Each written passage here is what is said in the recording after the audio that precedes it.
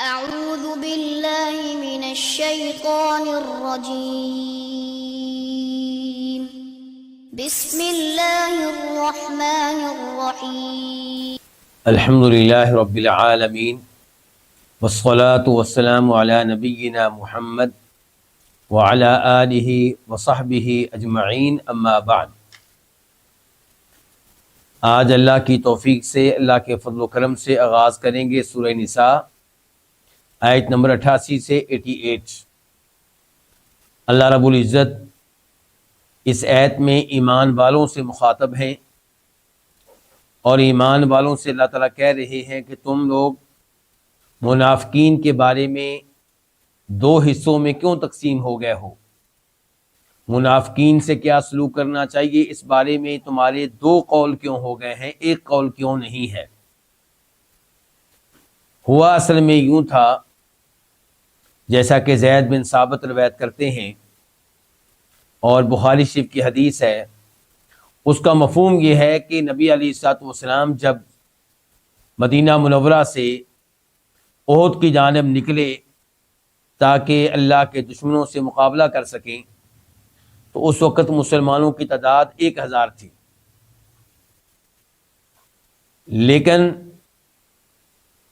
مدینہ منورہ اور احد پہاڑ کے درمیان ایک جگہ آتی ہے جسے شوط کہتے ہیں۔ جب وہاں پہ پہنچے تو عبداللہ ابن ابی جو منافقین کا سردار تھا، سربراہ تھا، وہ اپنے 300 ساتھیوں کے ساتھ مسلمانوں سے الگ ہو گیا اور بہانہ یہ کیا، عذر یہ پیش کیا کہ میرا مشورہ قبول نہیں کیا گیا، میرا مشورہ یہ تھا کہ ہم مدینہ میں رہ کر لڑیں، اور نوجوانوں کا مشورہ مان لیا گیا اور مدینہ چھوڑ کے باہر احد میں لڑنے کے لیے جا رہے ہیں، تو میں اس معاملے میں ساتھ نہیں دے سکتا۔ یہ 300 منافقین الگ ہو گئے، تو اب ان کے ساتھ کیا سلوک ہونا چاہیے؟ کچھ نے کہا کہ ان کو قتل کرنا چاہیے، کچھ نے کہا ان کو قتل نہیں کرنا چاہیے کہ کلمہ تو پڑھتے ہیں۔ تو اسی بارے میں یہ آیت نازل ہوئی ہے کہ تم منافقین کے بارے میں دو حصوں میں کیوں تقسیم ہو گئے ہو؟ چنانچہ اللہ تعالیٰ فرماتے ہیں فما لکم، پس تمہیں کیا ہے؟ ما یہ استفہام کے لیے ہے، سوال کرنے کے لیے ہے، اور ما مبتدا ہے، لکم اس کی خبر ہے۔ پس تمہیں کیا ہے؟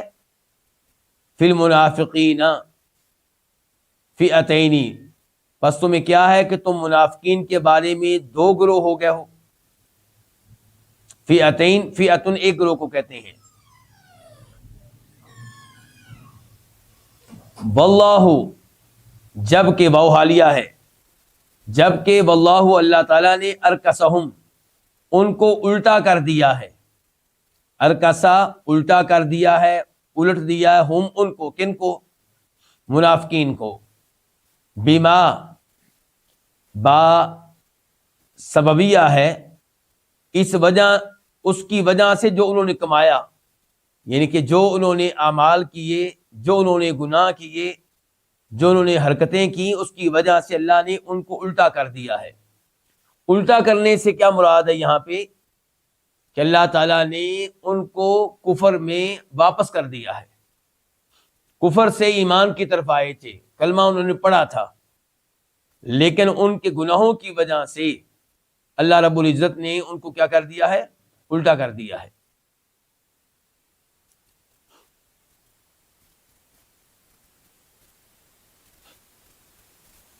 اتریدون، کیا تم چاہتے ہو؟ یہ سوال توبیخ کے لیے ہے، ڈانٹ ڈپٹ کے لیے ہے۔ اللہ تعالیٰ یہاں پہ ڈانٹ رہے ہیں کن کو؟ مسلمانوں کو۔ اتریدون، کیا تم چاہتے ہو؟ ان تہدو، کہ تم ہدایت دو، من، اس شخص کو، اضل اللہ، جسے اللہ نے گمراہ کر دیا، یعنی کہ ان کو اللہ نے گمراہ کر دیا، کلمہ انہوں نے پڑھا تھا، ان کی حرکتوں کی وجہ سے اللہ نے پسند نہیں کیا کہ یہ ایمان پہ رہیں، ایمان کی دولت سے اللہ نے ان کو معلوم کر دیا، تو کیا تم اسے ہدایت دے سکتے ہو جسے اللہ گمراہ کر دے؟ وَمَن يُضْلِلِ اللَّهُ، اور جس کو اللہ تعالیٰ گمراہ کر دے، فلن، پس آپ ہرگز نہیں، تجدہ پائیں گے، لہو اس کے لیے، سبیلاً کسی قسم کا کوئی راستہ کدھر کا؟ ہدایت پانے کا. جس کو اللہ نے گمراہ کر دیا اس کو ہدایت دینے کا کوئی راستہ آپ کو نہیں ملے گا. یہ کلمات مجھے اور آپ کو ترغیب دے رہے ہیں کہ ہم اللہ تعالیٰ کا شکر ادا کریں کہ اللہ نے ہمیں توحید پہ، ایمان پہ، اسلام پہ رکھا ہوا ہے. یضلل، یہ آپ دیکھ رہے ہیں دوسری لام کے نیچے بھی کیا ہے؟ کسرہ اور زیر ہے، لیکن اصل میں یہ ہے یضلل. اور جو کسرہ آیا ہے دوسری لام کے نیچے وہ اس لفظ کو اگلے لفظ سے ملانے کے لیے ہے، ورنہ من کی وجہ سے یہ یضلل ہے. آیت نمبر 89 99. ودو، وہ چاہتے ہیں. کون؟ تذکرہ کن کا ہو رہا تھا؟ منافقین کا. ودو، وہ چاہتے ہیں کہ لو کا معنی کیا کریں گے؟ نہیں، میں نے کہا تھا ودہ، یہ ودو کے بعد لو آ جائے تو ہم معنی کریں گے ان کا، یہ کہ یعنی کہ یہ لو مصدریہ ہو جائے گا. اگر آپ چاہیں تو لو تکفرون کا معنی ہو سکتا ہے وہ چاہتے ہیں تمہارا کافر بن جانا. اور یوں بھی آپ کر سکتے ہیں وہ چاہتے ہیں لو، یہ کہ تکفرون کہ تم کافر ہو جاؤ، تم کفر کرو، تم کافر ہو جاؤ، کما کفروا، جس طرح انہوں نے کفر کیا ہے. فتکونون، فا کا معنی آپ کر سکتے ہیں پھر یا تو. فتکونون، پھر تم ہو جاؤ، سواءً، ایک جیسے. کون؟ تم اور وہ. تم اور وہ یعنی کیا مسلمانوں؟ تم اور وہ ایک جیسے ہو جاؤ کفر میں، وہ یہ چاہتے ہیں.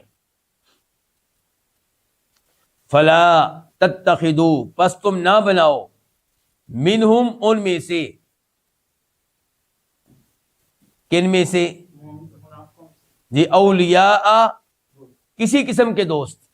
ولی ان کی جمع اولیاء. تم ان میں سے کسی قسم کے دوست نہ بناؤ، تم ان میں سے کسی کو دوست نہ بناؤ. حتی، یہاں تک کہ یہاجروا، وہ ہجرت کریں، فی سبیل اللہ، اللہ کی راہ میں، اللہ کو راضی کرنے کے لیے. اس سے کیا مراد ہے؟ کیا وہ مدینہ میں نہیں رہتے تھے تو پھر ہجرت کیسے کریں؟ تو اس سے مراد وہ لوگ ہوں گے جو مدینہ کے دائیں بائیں رہتے تھے. اللہ تعالی نے فرمایا ہے سورہ توبہ میں وَمِمَّنْ حَوْلَكُمْ مِنَ الْأَعْرَابِ منافقون. آگے کیا ہے؟ وَمِنْ أَهْلِ الْمَدِينَةِ، تمہارے ارد گرد بھی کئی منافق ہیں اور مدینہ میں بھی کئی منافق رہتے ہیں. مَرَدُوا عَلَى النِّفَاقِ لَا تَعْلَمُهُمْ نَحْنُ نَعْلَمُهُمْ، آپ ان کو نہیں جانتے، ہم ان کو جانتے ہیں. تو ہجرت کے الفاظ سے معلوم ہو رہا ہے کہ جو منافقین مدینہ کے دائیں بائیں رہتے تھے ان کے بارے میں کہا جا رہا ہے کہ اب مسلمانوں تم ان میں سے کسی کو دوست نہ بناؤ یہاں تک کہ اللہ کی راہ میں ہجرت کریں، اپنا ایریا، اپنا علاقہ چھوڑ کے کہاں شفٹ ہوں؟ مدینہ میں شفٹ ہوں. ہجرت کریں گے تو تب پتہ چلے گا کہ وہ پکے مومن ہیں، ورنہ اس سے پہلے کیا دعوی ایمان تو ہے لیکن حقیقت ایمان کا علم تب ہوگا جب مدینہ شفٹ ہو جائیں گے اپنا وطن چھوڑ کے. فَإِن تَوَلَّوْا، پس اگر وہ تولوا، پھر جائیں، اعراض کریں، کسی سے؟ ہجرت کرنے سے. پس اگر وہ اعراض کریں پھر جائیں ہجرت کرنے سے، فَخُذُوهُمْ، پس تم ان کو پکڑو، یعنی کہ ان کو گرفتار کرو. وَاقْتُلُوهُمْ، اور تم ان کو قتل کرو. حَيْثُ وَجَدْتُمُوهُمْ، جہاں بھی تم، وجدتموہم، تم ان کو پاؤ. وجدتموہم اصل میں کیا ہے؟ وجدتم اور ہم دو لفظ ہیں.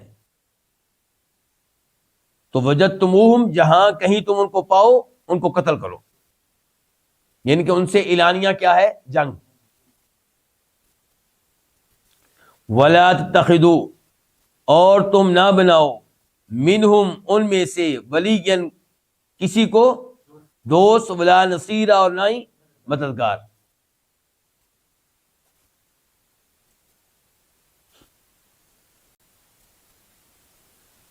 آیت نمبر 90 الا الذين يصلون الى قوم بينكم وبينهم ميثاق، سوائے ان لوگوں کے یصلون جو جا ملتے ہیں، الذین یصلون جو جا ملتے ہیں، الی قوم ایسی قوم سے کہ بینکم کہ تمہارے درمیان، وبینہم اور ان کے درمیان میثاق پختہ کیا ہے؟ عہد ہے، پختہ معاہدہ ہے۔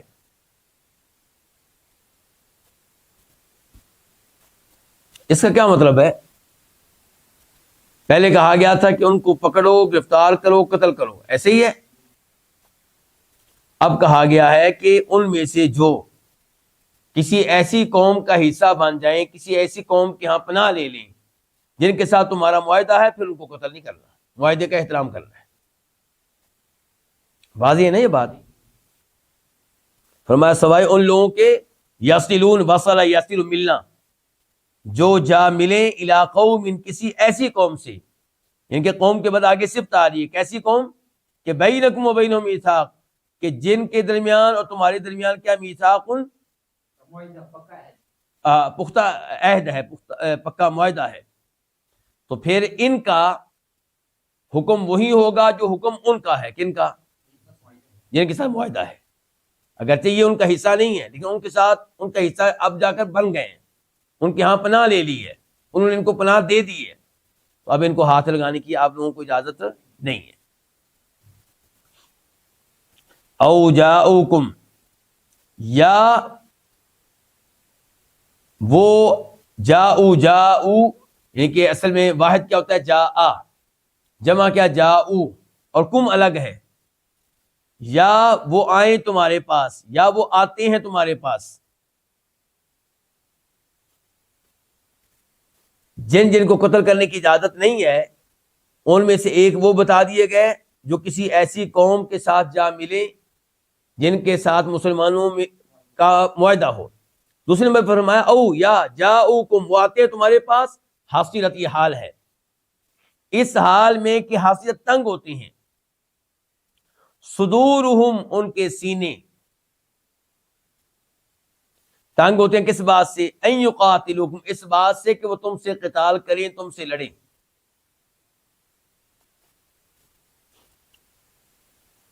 او یقاتلوا قومہم، یا وہ لڑیں یا وہ قتال کریں قومہم، اپنی قوم سے، یعنی کہ ان کو بھی قتل نہیں کرنا جو تمہارے پاس آتے ہیں، اور صورتحال یہ ہے کہ نہ وہ تم سے لڑنا چاہتے ہیں نہ اپنی قوم سے لڑنا چاہتے ہیں، نہ وہ تمہارے ساتھ ہیں نہ وہ اپنی قوم کے ساتھ ہیں، تو فرمایا ان کو بھی قتل نہ کرو۔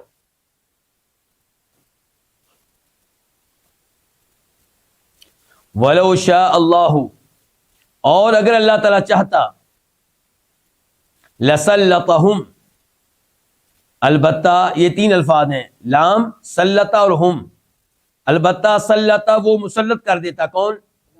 اللہ تعالیٰ، ہم ان کو، علیکم تم پر، فلقاتلوکم، اور یہ جو ہیں چار الفاظ ہیں، فلقاتلوکم کتنے الفاظ ہیں؟ چار۔ ایک تو فا ہے جو لو کے جواب میں ہے، لو کا مطلب کیا؟ اگر، تو اگر کا پھر جواب بھی ہوتا ہے نا، تو جواب کہاں سے شروع ہو رہا ہے؟ فا سے۔ پھر اس کے بعد کیا آ گیا؟ لام، البتہ، پھر قاتلو، پھر کم۔ تو فرمایا اگر اللہ تعالیٰ چاہتا تو البتہ ان کو مسلط کر دیتا تمہارے اوپر، فلقاتلوکم، پس البتہ وہ تم سے قتال کرتے۔ یہ معذرت کے ساتھ میں نے کیا کہا تھا کہ فا جواب ہے لو کا، ان لو کا جواب تو شروع ہو رہا ہے لسلتہم سے۔ کہاں سے شروع ہو رہا ہے؟ کہ اگر اللہ تعالیٰ چاہتا تو کیا ہوتا؟ یہ جواب ہے، البتہ ان کو مسلط کر دیتا تمہارے اوپر، اور فلقاتلوکم یہ فا عطف کے لیے ہے، یہ فا عطف ہے لسلتہم کے اوپر، تو البتہ وہ تم سے قتال کرتے، تم سے لڑتے، لیکن اللہ تعالیٰ نے تمہارے اوپر مہربانی کی کہ اللہ نے ان کو تم سے لڑنے کی توفیق، اللہ تعالیٰ نے ان کو تم سے لڑنے نہیں دیا، تم سے لڑنے سے اللہ نے ان کو روک دیا۔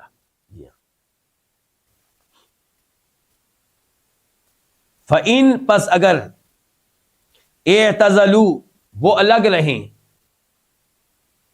کم تم سے فلم یقاتلوا پس وہ نہ لڑیں کم تم سے پس وہ نہ لڑیں تم سے وَأَلْقَوْا إِلَيْكُمُ السَّلَامَ وَأَلْقَوْا کا معنی آپ کریں گے پیش کریں، القوا کا معنی کیا کریں گے؟ پیش کریں، بھیجیں، ڈالیں، لیکن آسان جو لفظ ہوگا یہاں پہ وہ کیا پیش کریں، لفظی معنی ڈالنا بھی اس کا ہوتا ہے، بھیجنا بھی ہو سکتا ہے، ان کے صلح کا پیغام بھیجیں۔ فرمایا اگر وہ تم سے لگ رہیں پس وہ تم سے نہ لڑیں، لگ رہنے کا مطلب کیا کہ تم سے نہ لڑیں، وَأَلْقَوْا اور پیش کریں الیکم تمہیں السلام سلام، پیش کرے تمہیں سلامتی صلح، یعنی کہ تمہیں صلح کا پیغام بھیجے، مراد یہ ہے۔ وَأَلْقَوْا إِلَيْكُمْ اور بھیج دیں تمہاری طرف السلام صلح کا پیغام۔ فما تو نہیں، یہ ما کون سا ہو گیا؟ نافیہ، تو نہیں جعل اللہ اللہ نے بنایا لکم تمہارے لیے علیہم ان کے خلاف سبیلاً کسی قسم کا راستہ، کس چیز کا راستہ؟ لڑنے کا، قتل کرنے کا، بہت اچھے، کیونکہ پھر تمہارے لیے جائز نہیں کہ تم ان کو قتل کرو یا ان کو قید کرو یا ان کے مال پہ قبضہ کرو، ایسا کچھ بھی کام تمہارے لیے جائز نہیں ہے جب وہ تم سے لگ تھلگ ہیں، تم سے لڑتے نہیں ہیں بلکہ الٹا تمہیں صلح کا پیغام بھیجتے ہیں۔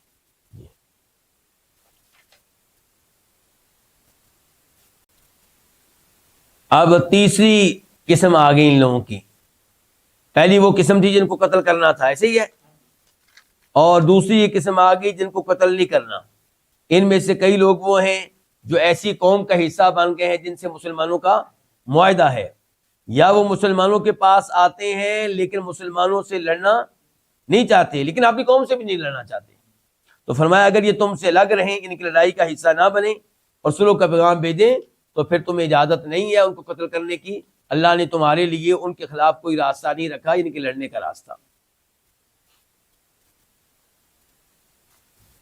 ایت نمبر 91 ستجدون ان قریب تم پاؤ گے، تجدون تم پاؤ گے، آخرین اوروں کو، یریدون جو چاہتے ہیں، ان یأمنوا کہ وہ امن میں رہیں کم تم سے، کیا مطلب؟ ان کے تم سے قتل ہونے سے بچ جائیں۔ تو وہ کیا کرتے ہیں اس کام کے لیے؟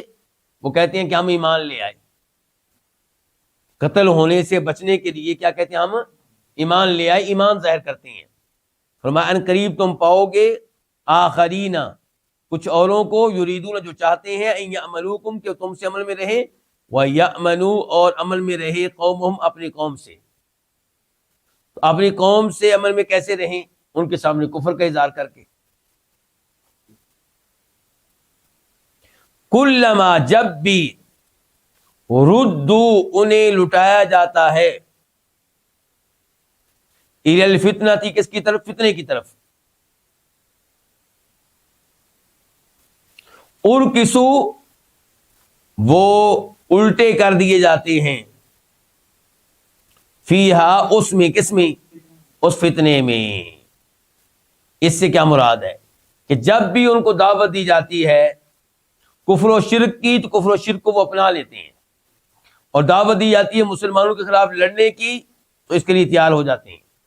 جی ہاں، پہلی کوشش یہ ہوتی ہے کہ بچ جائیں، لیکن جب دعوت ملتی ہے تو پھر تیار بھی ہو جاتے ہیں۔ فرمایا فَإِن لَمْ يَعْتَزِلُوكُمْ پس اگر یہ، فَإِن پس اگر، لَمْ يَعْتَزِلُوكُمْ یہ اگر تم سے الگ تھلگ نہ رہیں، وَيُلْقُوا کیا منع کریں گے یلقو کا؟ اور پیش نہ کریں، نہ کس کا ترجمہ ہے؟ کیونکہ یلقو کا عطف ہے یعتزلوکم سے. یعتزلو کو دیکھ رہے ہیں آپ, اس کے آخر میں نون نہیں ہے. یعتزلون اصل میں لفظ عربی میں ہوتا ہے, دیکھیں میری طرف, یعتزلون, لیکن نون وہاں پہ نہیں آیا کیونکہ اس کے اوپر لم داخل ہو گیا ہے, تو لم نے نون کو ختم کر دیا. لم کا مطلب کیا ہوتا ہے؟ نہیں. لیکن اس لم نے نون کو ختم کر دیا, نون کو اڑا دیا. تو یلقو کے آخر میں بھی نون نہیں ہے. اس کا مطلب یہ ہے کہ یلقو کے اوپر بھی لم اپنا اثر ڈال رہا ہے. تو یلقو کا بھی تعلق یعتزلو سے ہے, یعنی کہ لم یعتزلو ولم یلقو. اور بلکہ آگے یکفو کا بھی معاملہ یہی ہے. آگے یکفو کو بھی کیا ہونا چاہیے تھا؟ یکفونا, نون ہونا چاہیے تھا, لیکن نون جس لم نے یعتزلو کے آخر سے نون کو اڑایا, یلقو کے آخر سے نون کو اڑایا, اس نے یکفو کے آخر سے بھی نون کو اڑا دیا. اس کا مطلب یہ ہے کہ لم کا معنی بھی تینوں کے ساتھ لگے گا.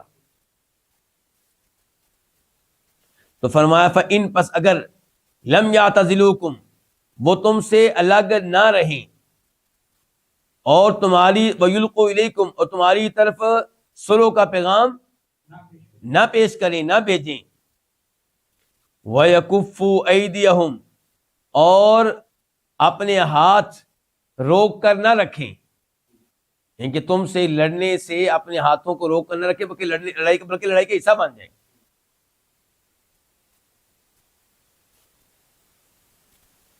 کفا یکفو کا مطلب ہوتا ہے روکنا. اگر تم سے الگ تلگ نہ رہیں اور تمہاری طرف صلح کا پیغام نہ بھیجیں اور اپنے ہاتھوں کو روک کر نہ رکھیں, اب کیا کرنا ہے؟ فخذوہم, بس تم ان کو پکڑو, وقتلوہم, اور ان کو قتل کرو, حیث, جہاں کہیں, ثقفتموہم, تم پاؤ ان کو. ثقفتموہم اصل میں یہ دو لفظ ہیں, ثقفتمو, ثقفتم اور ہم, تو تم پاؤ ان کو, یعنی کہ پھر ایسے لوگوں کو جدھر ملے پکڑو اور قتل کرو. قرآن انصاف کرتا ہے, اللہ تعالیٰ انصاف کرنے والے ہیں. جو ان میں سے ایسے لوگ تھے جو کسی ایسی قوم کا حصہ بن گئے جن کے ساتھ ہمارا معاہدہ ہے, مسلمانوں کا معاہدہ ہے, اللہ نے کہا ان کو ہاتھ لگانے کی اجازت نہیں ہے. اور اگر تمہارے پاس کچھ لوگ آتے ہیں اور پتہ چل رہا ہے کہ وہ تم سے لڑنا نہیں چاہتے لیکن اپنی قوم سے بھی لڑنا نہیں چاہتے, تو اللہ تعالیٰ نے فرمایا اگر وہ تم سے الگ تلگ رہیں اور سلامتی کا پیغام بھیجیں تو تمہیں اجازت نہیں ہے ان کو قتل کرنے کی, ان کو قیدی بنانے کی, ان کے مال پہ قبضہ کرنے کی. اور جہاں تک تعلق ہے ان کا, تو یہ اپنی قوم سے بھی بچ کے رہنا چاہتے ہیں, مسلمانوں سے بھی بچ کے رہنا چاہتے ہیں, تیسرا گروہ. لیکن ان کی صورتحال پہلے گروپ کے مقابلے میں یہ مختلف ہے کہ ان کو جب کبھی فتنے کے لیے بلایا گیا تو تیار ہو گئے, کفر و شرک کے لیے بلایا گیا تیار ہو گئے, مسلمانوں کے خلاف لڑنے کے لیے دعوت دی گئی, دعوت قبول کر لی. تو اللہ تعالیٰ نے کہا ایسے لوگ اگر تم سے لگ تلگ نہ رہیں, صلح و سلامتی کا پیغام نہ بھیجیں, اپنے ہاتھوں کو روک کر نہ رکھیں, تو پھر ان کو پکڑو, قتل کرو جہاں کہیں پاؤ, کیونکہ وہ مسلمانوں سے لڑنا چاہتے ہیں. تو اس میں کوئی ایسی بات نہیں ہے جو عجیب ہو.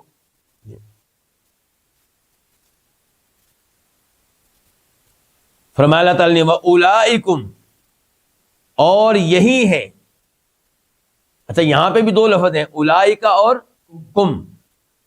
اچھا کم کا ترجمہ ہم نہیں کر رہے, ہم کس کا ترجمہ کر رہے ہیں؟ اولائکا. اولائکا ترجمہ کیا ہوتا ہے؟ یہ لوگ, وہ لوگ. ٹھیک ہو گیا. تو کم کا ترجمہ ہم کیوں نہیں کر رہے؟ میں نے پہلے بھی ایک دفعہ آپ لوگوں کو بتایا تھا کہ کم جو ہے اس کا ترجمہ اردو میں ہم نہیں کریں گے. کم تو یہ بتانے کے لیے آتا ہے کہ گفتگو کرنے والا کس سے گفتگو کر رہا ہے, مرد سے یا عورت سے, ایک سے یا زیادہ سے. تو وہ اولائکم کے کم سے پتا چلا کہ اللہ تعالیٰ یہ گفتگو صرف نبی علیہ الصلوۃ والسلام سے نہیں کر رہے بلکہ تمام مسلمانوں سے اللہ تعالیٰ یہ گفتگو کر رہے ہیں. فرمایا وَأُولَئِكُمْ, اور یہی ہے کہ جعلنا, ہم نے بنایا ہے, لکم تمہارے لیے, علیہم ان کے خلاف, سلطانن مبینہ, واضح طور پہ غلبہ. سلطان غلبہ مبینہ واضح طور پہ، یا سلطان کا ترجمہ آپ یہاں پہ دلیل بھی کر سکتے ہیں۔ تو فرمایا یہی وہ لوگ ہیں کہ اللہ نے تمہارے لیے ان کے خلاف دلیل رکھ دی ہے واضح طور پہ کہ ایسے لوگوں کو تم پکڑ سکتے ہو، قتل کر سکتے ہو۔ دلیل کیا ہے؟ دیکھیں کہ وہ لڑائی سے دور نہیں رہ رہے، صلح کا پیغام بھی نہیں بھیجا، اپنے ہاتھوں کو بھی نہیں روکا، میدان میں اترے ہیں، فتنے کا حصہ بنتے ہیں، تو ایسے لوگوں کو پھر قتل کرنے کی اجازت ہے، اور اللہ تعالیٰ نے تمہیں بتا دیا ہے، دلیل ان کے خلاف دے دی ہے۔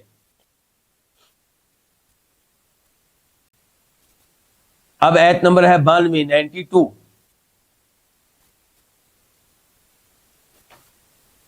اور اس آیت میں تذکرہ ہو رہا ہے قتل خطا کا۔ کس کا؟ قتل خطا۔ قتل خطا کس کو کہتے ہیں؟ غلطی سے قتل ہو جانا، غلطی سے کسی مسلمان کو قتل کر بیٹھنا، اس کا یہاں پہ تذکرہ ہو رہا ہے کہ اگر غلطی سے کوئی مسلمان قتل ہو جائے تو اس کے اوپر اب قاتل کے ساتھ کیا سلوک کیا جائے گا۔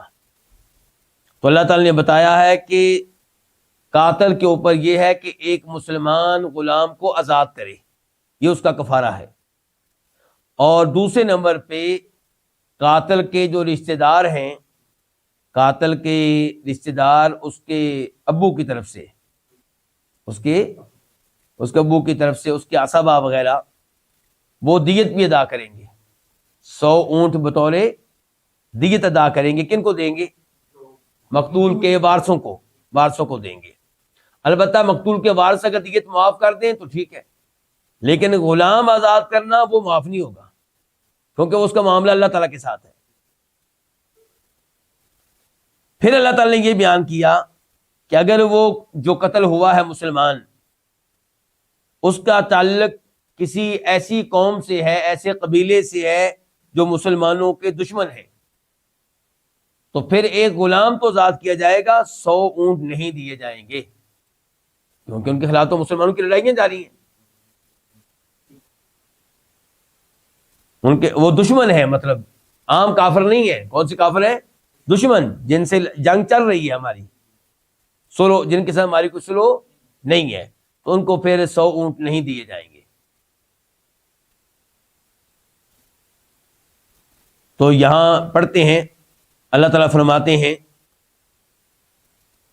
وَمَا كَانَ لِمُؤْمِنٍ أَن يَقْتُلَ مُؤْمِنًا إِلَّا خَطَأً، وَمَا كَانَ، اور نہیں ہے، لِمُؤْمِنٍ کسی مومن کے لیے، کیا نہیں ہے؟ کانا کا اسم کدھر ہے؟ ان یقتل، خبر کیا ہے؟ لِمُؤْمِن، اور لِمُؤْمِن متعلق ہوگا کسی نہ کسی لفظ کے، مثال کے طور پہ حقاً یا جائزاً، ٹھیک ہو گیا؟ وما کان حقا لمؤمن یا وما کان جائزا لمؤمن، کسی مومن کے لیے جائز نہیں ہے یا کسی مومن کا حق نہیں بنتا۔ کیا حق نہیں بنتا؟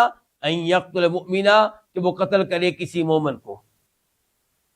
کسی مسلمان کے لیے جائز نہیں ہے کسی دوسرے مسلمان کو قتل کرے، الا خطا، لیکن غلطی سے۔ کیا مطلب؟ غلطی سے ممکن ہے کہ کبھی ہو جائے، جان بوجھ کر کوئی مسلمان کسی مسلمان کو قتل کرے، یہ جائز نہیں ہے، یہ حلال نہیں ہے، یہ مسلمان کا حق نہیں بنتا، لیکن غلطی سے ایسا ہو سکتا ہے۔ فرمایا ومن قتل مؤمنا خطأ، اور جو قتل کرے مؤمن کسی مومن کو خطأ غلطی سے، فتحریر رقبۃ مؤمنہ ودیۃ مسلمۃ الی اہلہ، یہاں پہ ایک لفظ مقدر ہے پوشیدہ، وہ کیا ہوگا؟ مثال کے طور پہ فعلیہ، ہاں اس پہ ہے، اس کے ذمے ہے۔ تو جو کسی مومن کو غلطی سے قتل کر دے تو اس کے ذمے ہے، کیا اس کے ذمے ہے؟ تحریر، آزاد کرنا، حرر یحرر، تحریر آزاد کرنا، رقبۃ ایک گردن کو، مراد کیا؟ غلام، چاہے وہ لونڈی، چاہے وہ مرد ہو چاہے عورت، غلام ہو یا لونڈی۔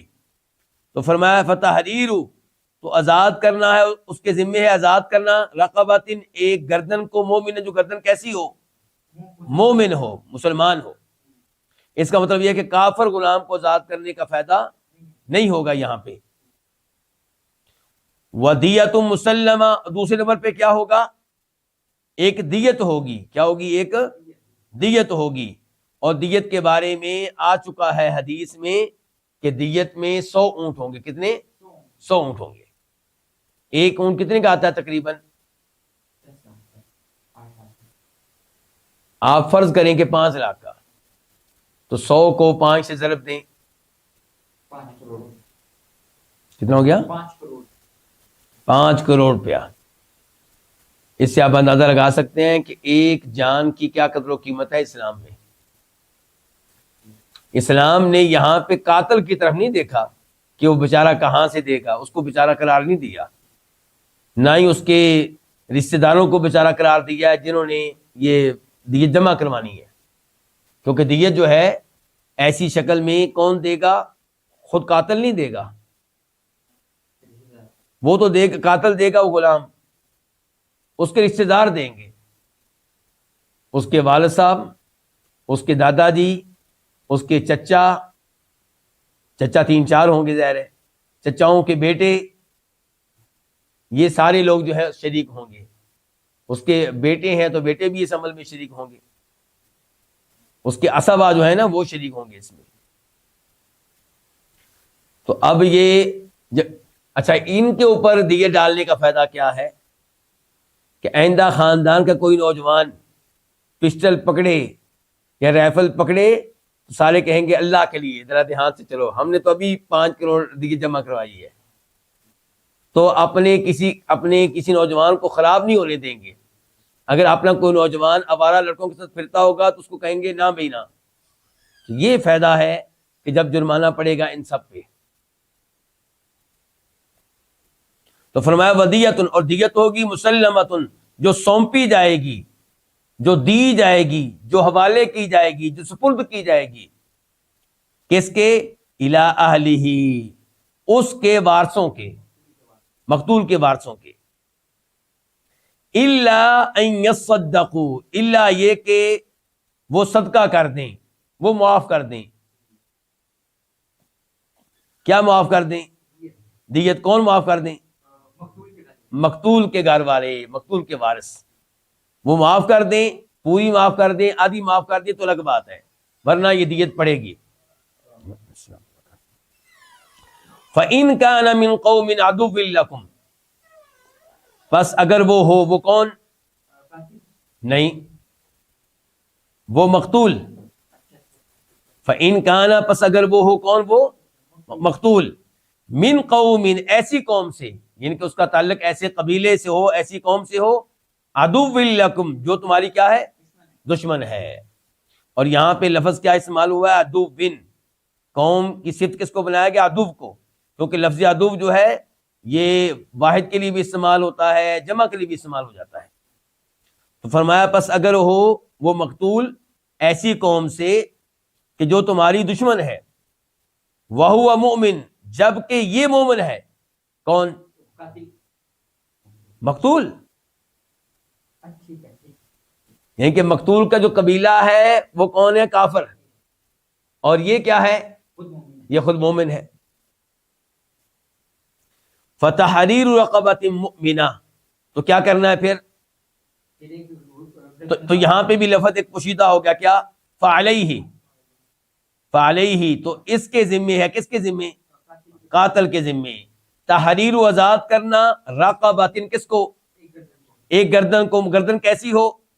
مومن ہو. تو مومنہ صفت ہے کس کی؟ رقبہ کی. تو یعنی کہ ایک مومن غلام یا لونڈی کو آزاد کرنا اس قاتل کے ذمے ہے.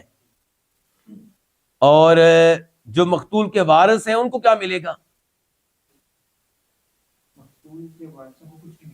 کیوں نہیں ملے گا؟ کیونکہ وہ کافر ہیں. کیونکہ وہ کیا ہیں؟ وہ کافر ہیں.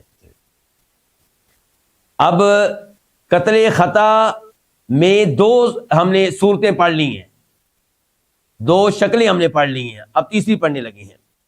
فرمایا وَإِن كَانَ، اور اگر وہ ہو، وہ کون؟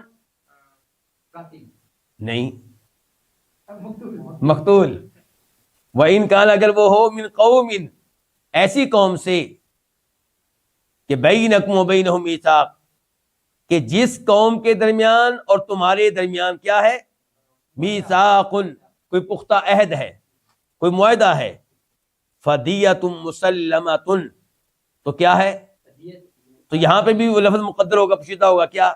فعلیہ، تو اس کے ذمے کیا ہے؟ دیۃ، ایک دیت ہے، صفت کیا ہے؟ دیت کیسی ہو؟ دیت کی صفت کیا ہے؟ مسلمۃ، اسے سپرد کیا جائے گا، اسے سونپا جائے گا، اسے دیا جائے گا، کن کو؟ الی اہلہ، اس کے وارثوں کو، اس کے گھر والوں کو۔ کس کے وارثوں کو؟ کس کے گھر والوں کو؟ مقتول کے۔ وتحریر، اور آزاد کرنا ہے کس کو؟ رقبۃ، ایک گردن کو، ایک غلام لونڈی کو، مؤمن، جو کیا ہو؟ مومن ہو۔ اچھا، اب کیا فرق ہے دوسری حالت میں اور تیسری حالت میں؟ پہلی حالت میں کیا تھا کہ مقتول کیا ہے؟ مسلمان، اور اس کے گھر والے بھی مسلمان۔ اور دوسری حالت میں کیا ہے؟ مقتول ہے مسلمان اور گھر والے کافر، لیکن کافر ایسے کہ جن کے ساتھ ہماری جنگ جاری ہے، مسلمانوں کی، جو حربی ہیں، جن کے ساتھ ہماری کیا جاری ہے؟ جنگ۔ اور تیسری حالت میں مقتول مسلمان ہے اور اس کے گھر والے کافر ہیں، لیکن ایسی قوم ہے جن کے ساتھ ہمارا معاہدہ ہے۔ تو یہاں پہ بھی وہی سلوک ہوگا جو سلوک کس حالت میں ہے؟ پہلی حالت میں ہے۔ اچھا، ایک فرق ہے، پہلی حالت میں اللہ تعالی نے تذکرہ کیا تھا غلام آزاد کرنے کا پہلے اور دیت ادا کرنے کا بعد میں، اور تیسری حالت میں اللہ نے تذکرہ کیا ہے دیت کا پہلے اور غلام کا بعد میں۔ اس میں کیا حکمت ہے؟ علماء تفسیر لکھتے ہیں اس میں حکمت یہ ہے کہ پہلی حالت میں دیت کن کو ملنی تھی؟ مسلمانوں کو، اور آخری حالت میں دیت کن کو ملنی ہے؟ کافروں کو، جن کے ساتھ ہمارا معاہدہ ہے۔ تو ہو سکتا ہے کوئی سستی کرے کہ ہیں تو کافر، تو ہم ان کو نہیں دیں گے۔ تو اللہ نے اس کا تذکرہ پہلے کیا ہے کہ اس کی اہمیت بہت زیادہ ہے، دیت ان کے حوالے کرنی ہے۔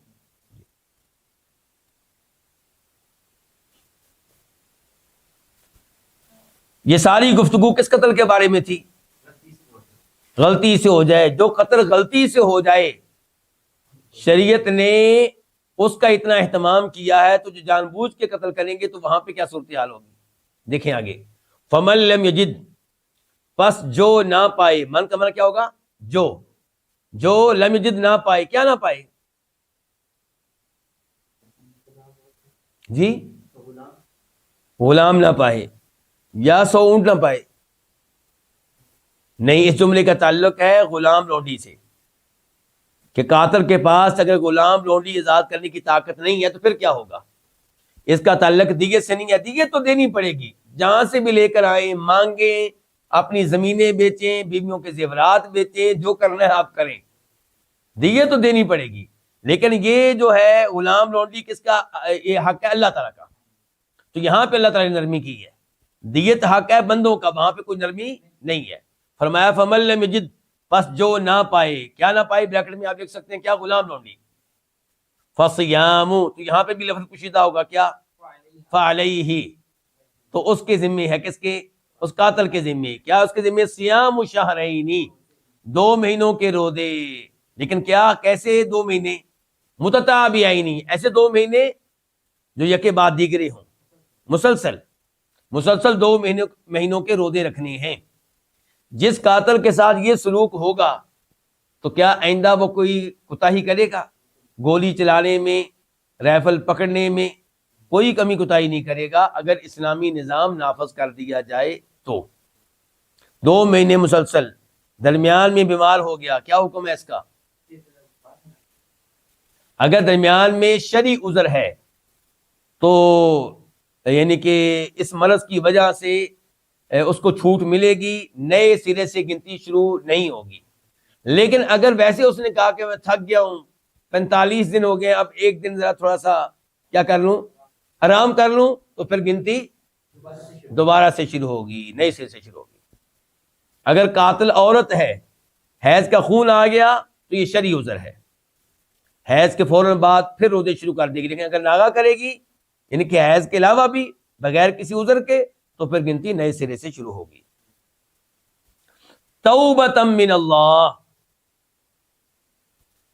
اس کو کیا بنا لیں؟ اس کو آپ بنا لیں مفعول لہو، مفعول لاجلہ، کہ اللہ کی طرف سے توبہ کے لیے، یعنی کہ روزے کیوں رکھنے ہیں؟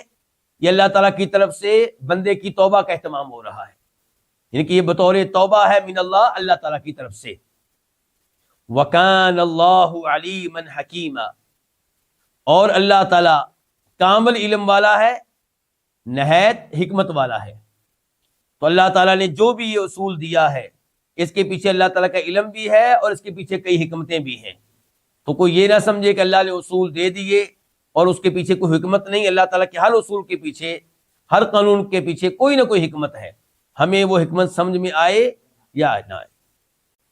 آیت نمبر 93 وَمَن يَقْتُلْ، اب یہاں پہ تذکرہ ہو رہا ہے قتل عمد کا۔ عمد کس کو کہتے ہیں؟ جان بوجھ کے قتل کر دینا، باقاعدہ ارادہ تھا قتل کرنے کا۔ قتل خطا کا ہم نے پڑھ لیا، قتل عمد کا کچھ حصہ ہم پہلے پڑھ چکے ہیں سورہ بقرہ میں۔ کیا پڑھا تھا؟ کہ قاتل کی کیا سزا ہے، قتل کے بدلے میں اس کو قتل کیا جائے، قتل کا بدلہ قتل ہے۔ یا ایھا الذین آمنوا کتب علیکم القصاص فی القتلى، یہ ہم پڑھ چکے ہیں پہلے، لیکن آخرت میں کیا ہوگا یہ اس کا تذکرہ اس آیت میں آ رہا ہے۔ وَمَن يَقْتُلْ، اور جو قتل کر دے، مؤمناً کسی بھی مومن کو، متعمداً جان بوجھ کر، تو متعمداً کیا ہوگا؟ یہ حال ہو جائے گا۔ فَجَزَاؤُهُ، یہ فا کون سی ہے؟ یہ فا من کے جواب میں ہے، تو اس کی جزا یہ ہے، کس کی؟ جس نے کسی مومن کو جان بوجھ کر قتل کیا ہے، تو اس کی جزا کیا ہے؟ جہنم، جہنم، خالدن، اس حال میں کہ ہمیشہ ہمیشہ رہے گا، فیہا، اس میں، کس میں؟ جہنم میں۔ وغضب اللہ علیہ، اور اللہ تعالیٰ کا اس پہ غضب نازل ہو چکا، اللہ تعالیٰ اس پہ ناراض ہو چکا۔ ولعنہ، اور اللہ تعالیٰ نے اس پہ لعنت فرما دی، ان کو اس کو اپنی رحمت سے محروم کر دیا، دور کر دیا۔ وَأَعَدَّ، اور اس نے تیار کیا، کس نے؟ اللہ نے، لہو، اس کے لیے، کس کے لیے؟ جان بوجھ کر کسی کو قتل، کسی مومن کو قتل کرنے والے کے لیے کیا تیار کیا؟ عذابًا عظیما، ایک عظیم عذاب۔ اچھا جی، اب یہاں پہ اللہ تعالیٰ نے کیا بیان کیا؟ جہنم میں کتنا عرصہ رہے گا یہ آدمی؟ ہمیشہ ہمیشہ رہے گا۔ تو کیا قاتل کی پھر توبہ نہیں ہے؟ اگر وہ توبہ کر لے تو توبہ ہوگی، تو پھر اس آیت کا کیا مطلب ہے؟ توبہ، اس کا مطلب ہے کہ جو مسلمان توبہ کی بغیر فوت ہو جائے، عقیدہ چاہے ٹھیک ہو، وہ ہمیشہ ہمیشہ جہنم میں رہے گا۔ تو پھر کیا مطلب ہے اس آیت کا؟ پہلے نمبر پہ تو یہ کہ عبداللہ ابن عباس کا مشہور قول یہ ہے کہ قاتل توبہ کر بھی لے، اس کی توبہ قابل قبول نہیں ہے، اور وہ ہمیشہ ہمیشہ کہاں رہے گا؟ جہنم میں رہے گا۔ بخاری شریف میں ایسی روایات آتی ہیں جن سے پتہ چلتا ہے کہ ان کا یہی موقف تھا۔ کن کا؟ عبداللہ ابن عباس کا۔ جب ان سے کہا گیا کہ سورہ فرقان میں اللہ تعالیٰ کہتے ہیں، تذکرہ کرتے ہیں اللہ تعالیٰ اس آدمی کا جو شرک کرے، نمبر 2 قتل کرے، نمبر 3 زنا کرے، اللہ تعالیٰ نے فرمایا وَمَن يَفْعَلْ ذَلِكَ يَلْقَ أَثَامًا، جو یہ کام کرے گا اس کو شدید قسم کی سزا کا سامنا کرنا پڑے گا، بہت بڑے گناہ کا اس نے ارتکاب کیا ہے، یضاعف له العذاب وغیرہ۔ اس کے بعد اللہ نے کہا الا من تاب، لیکن جو توبہ کر لے، وآمن، ایمان لے آئے، وعمل صالحا، اور نیک عمل کر لے، ان کو اس کی توبہ قبول ہو جائے گی۔ تو عبداللہ بن عباس سے کہا گیا کہ سورہ فرقان میں اللہ نے کہا ہے کہ شرک کرنے والے کی بھی توبہ ہے، قاتل کی بھی توبہ ہے، زنا کرنے والے کی بھی توبہ ہے۔ تو عبداللہ بن عباس نے کیا جواب دیا تھا؟ انہوں نے کہا تھا کہ سورہ فرقان میں جس کا تذکرہ آیا ہے یہ وہ آدمی ہے جس نے قتل کیے ہیں حالت کفر میں، مسلمان ہونے سے پہلے۔ تو مسلمان ہونے سے پہلے جتنے بھی آپ نے زنا کیے، مسلمان ہونے سے پہلے جتنے بھی آپ نے قتل کیے، جب آپ مسلمان ہو گئے تو وہ سارے گناہ معاف ہو گئے۔ اور عبداللہ بن عباس کہتے ہیں کہ اس آیت میں جو ابھی ہم نے پڑھی ہے سورہ نساء کی آیت نمبر 93، اس آیت میں تذکرہ ہو رہا ہے اس آدمی کا جو مسلمان ہونے کے بعد قتل کرے۔ تو عبداللہ ابن عباس کہتے ہیں کہ اس کی کوئی توبہ نہیں ہے. ٹھیک ہو گیا. لیکن عبداللہ ابن عباس سے ایک روایت ہمیں ملتی ہے جس سے پتہ چلتا ہے کہ شاید انہوں نے اس سے رجوع کر لیا تھا. الادب المفرد میں اس کے شروع میں ہی روایت آتی ہے کہ عبداللہ ابن عباس کے پاس ایک آدمی آتا ہے اور کہتا ہے کہ میں نے ایک لڑکی کو نکاح کا پیغام بھیجا, اس نے انکار کر دیا, میری پیشکش کو ریجیکٹ کر دیا.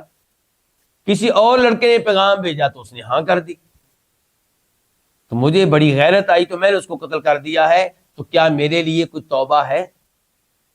یہ کون پوچھ رہا ہے؟ قاتل پوچھ رہے ہیں نا.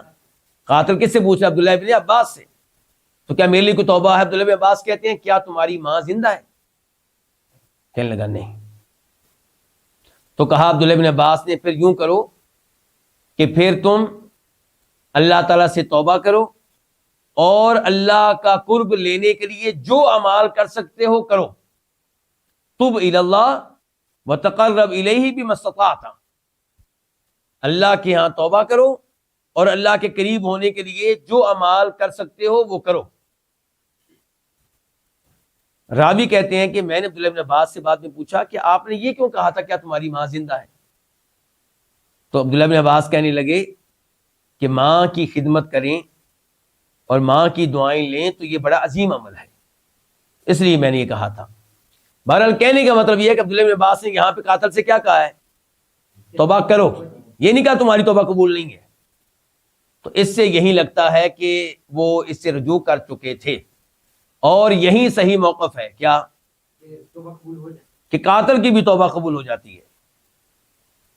اور اس کے دلائل میں سے ایک دلیل اللہ تعالیٰ کا یہ فرمان ہے کہ ان اللہ یغفر الذنوب جمیعا کی صورت میں سورہ زمر میں, جہاں پہ اللہ نے یہ بھی کہا کہ لا تقنطوا من رحمت اللہ, لا تقنطوا ان اللہ یغفر الذنوب جمیعا, اللہ تعالیٰ سارے گناہوں کو معاف کرنے والا ہے.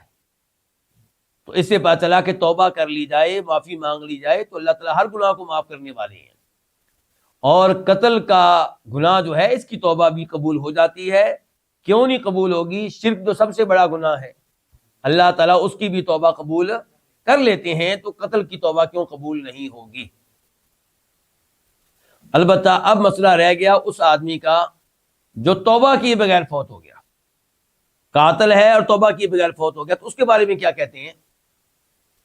تو اس کے بارے میں ہم یہی کہیں گے کہ ان اللہ لا یغفر ان یشرک بہ ویغفر ما دون ذلک لمن یشاء, کہ اس کا معاملہ اللہ تعالیٰ کے سپرد ہے.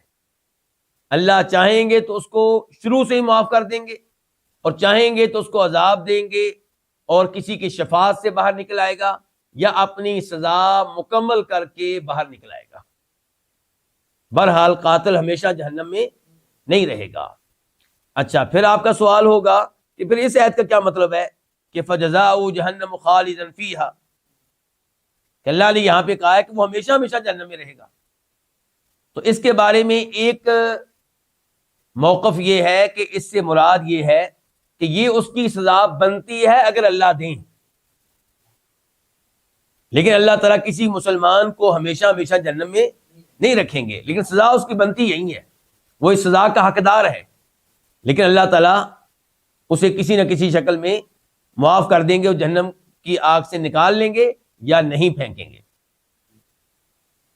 اور ایک جواب یہ بھی, ایک بات یہ بھی کہی گئی ہے, ایک موقف یہ بھی پیش کیا گیا ہے کہ اس آیت میں تذکرہ اس کا ہو رہا ہے جو مسلمان کے قتل کرنے کو جائز سمجھتا ہے, اس کو گناہ نہیں سمجھتا, اس کو حرام نہیں سمجھتا. اس کو کیا کہتے ہیں عربی میں؟ استحلال, کہ جو اللہ کی حرام کردہ چیز کو حلال سمجھے تو اس کا معاملہ تو کفر تک جائے گا. ایک آدمی شراب نہیں پیتا لیکن کہتا ہے شراب پینی حلال ہے, وہ کافر ہے. ایک آدمی سود نہیں لیتا, کہتا ہے یہ اچھی بات نہیں ہے, غریبوں کے اوپر ظلم ہے, لیتا بالکل نہیں ہے, لیکن کہتا ہے سود لینا ہے حلال, ایسا آدمی کیا ہے؟ کافر ہے. ایک آدمی 5 وقت کی نمازیں پڑھتا ہے, کبھی اس نے نماز نہیں چھوڑی, لیکن کہتا ہے نماز واجب نہیں ہے, پڑھ لیں اچھی بات ہے, یہ کیا ہے؟ کافر ہے. کیونکہ اللہ نے جس چیز کو فرض اور واجب قرار دیا, یہ کہتا ہے فرض واجب نہیں ہے. تو اللہ تعالیٰ نے کہا کہ مومن کو قتل کرنا کیا ہے؟ جرم ہے، گناہ ہے، حرام ہے، اور یہ کہتا ہے حلال ہے. تو یہ اس آدمی کی سزا بیان کی گئی ہے. تو بہرحال اب خلاصہ کلام کیا نکلا؟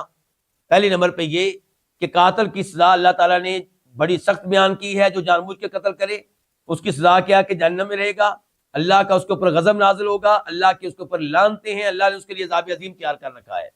لیکن توبہ کر لے تو توبہ کے دروازے کھلے ہوئے ہیں. اور پھر اس آیت کا مطلب کیا ہوگا؟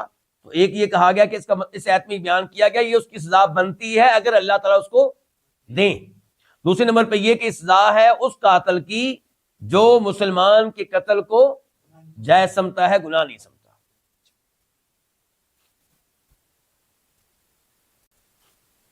آیت نمبر 94 یا ایھا الذین آمنوا، اے وہ لوگوں جو ایمان لائے ہیں. کس چیز پہ ایمان لائے ہیں؟ ہر اس چیز پہ جس پہ ایمان لانا واجب اور ضروری ہے. تو آسان لفظوں میں ہم کیا کہیں گے؟ اے ایمان والو. اذا جب، ضربتم فی سبیل اللہ، جب تم اللہ کے راستے میں سفر کرو. ضربتم کا معنی یہاں پہ کیا ہے؟ سفر کرنا. جب تم اللہ کے راستے میں سفر کرو، فتبینوا، تو کیا کر لیا کرو؟ تحقیق کر لیا کرو.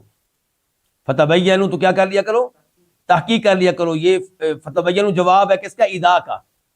کہ جب تم اللہ کے راستے میں سفر کرو تو تم تحقیق کر لیا کرو. ولا تقولوا، اور تم نہ کہو، کیا نہ کہو؟ وہ آگے لست مؤمنا، تم کیا نہ کہو؟ تم نہ کہو کہ تو مومن نہیں ہے. کس کو؟ لمن القا الیکم السلام. ٹھیک ہو گیا؟ ترتیب تھوڑی سی آگے پیچھے کی ہے، آپ کی آسانی کے لیے کی ہے، آپ کو پریشان ہو گئے الٹا. ولا تقولوا، اور تم نہ کہو، لمن، اس شخص سے جو القا پیش کرے، عرض کرے، الیکم تم سے، السلام سلام، جو تمہیں سلام پیش کرے، جو سلام عرض کرے، تو اس سے آگے سے تم یہ نہ کہو کہ تو مومن نہیں ہے. تو یہاں میں آپ کو بتانا چاہوں گا اس آیت کا سبب نزول، تاکہ آپ اس آیت کو صحیح معنوں میں سمجھ سکیں. ایک آدمی اپنی بکریاں چلا رہا تھا، مسلمانوں نے اس کا تعاقب کیا، اس کو پکڑنا چاہا، قتل کرنا چاہا. تو اس نے آگے سے ان سے کہا السلام علیکم، جس کا مطلب یہ تھا کہ میں مسلمان ہوں. لیکن انہوں نے یہ سمجھا کہ یہ قتل سے بچنے کے لیے کہہ رہا ہے السلام علیکم، اس کو پکڑا اور قتل کر دیا، اور اس کی بکریاں اپنے قبضے میں کر لیں. تو یہ ہے بخاری شریف کی حدیث. ویسے اس سے ملتی جلتی روایات کچھ اور بھی ہیں، لیکن یہ کافی ہے. تو اب اللہ تعالیٰ اسی بارے میں کہہ رہے ہیں یا ایھا الذین آمنوا، اے ایمان والو، جب تم اللہ کے راستے میں سفر کرو، فتبینوا، تو تحقیق کر لیا کرو. یعنی کہ تحقیق کر لیا کرو، ایسے کسی کو قتل نہ کیا کرو. اس کا مطلب یہ ہے کہ سفر میں کسی کو اس انداز سے قتل نہیں کرنا، لیکن اپنے شہر میں قتل کر سکتے ہیں. تو پھر اس کا کیا مطلب؟ جب تم سفر کرو اللہ کے راستے میں، چونکہ یہ واقعہ سفر میں پیش آیا تھا، اور سفر میں زیادہ امکان ہے کہ آپ جن کو جانتے نہیں ہیں ان کو آپ قتل کر دیں. تو اپنے شہر کے لوگوں کو تو آپ جانتے ہوتے ہیں. تو بہرحال قتل کرنا اس انداز سے کہیں بھی جائز نہیں ہے، نہ اپنے شہر میں نہ شہر سے باہر. تو اے ایمان والو، اذا ضربتم، جب تم چلو اللہ کے راستے میں، فتبینوا، تو تحقیق کر لیا کرو. ولا تقولوا، اور تم نہ کہو، لمن، اس شخص سے جو القا پیش کرے، عرض کرے، الیکم تمہیں، السلام سلام، کیا نہ کہو؟ لست مؤمنا، کہ تو مومن نہیں ہے. تبتغون، تم ڈھونڈتے ہو، تم تلاش کرتے ہو، تم چاہتے ہو، عرض الحیات الدنیا، دنیاوی زندگی کا ساد و سامان. اس سے کیا مراد ہے؟ وہ بکریاں. اس واقعے میں بکریاں اور باقی واقعات میں جو بھی ساز و سامان ہو، یعنی کہ مال کمانے کی خاطر اس کے مال پہ قبضہ کرنے کے لیے جلدی سے اس کو قتل کر دینا اور یہ گمان کرنا کہ مسلمان نہیں ہے، یہ کوئی اچھی بات نہیں ہے. اگر تم نے قتل اس لیے کیا ہے کہ تم دنیاوی ساز و سامان چاہیے تھا، تو اللہ تعالیٰ کہتے ہیں فعند اللہ، تو اللہ تعالیٰ کے پاس مغانم کثیرہ، بہت سی غنیمتیں ہیں. ایک نہیں، کئی ایک غنیمتیں، بڑا مال ہے اللہ تعالیٰ کے پاس. تو اللہ سے مال مانگو. کذالک، اسی طرح، تم تھے، من قبل، اس سے پہلے، کیا مطلب؟ یہ آیت سے پہلے جی اسی سے تم تھے اس سے پہلے، کیا مطلب ہے اس کا؟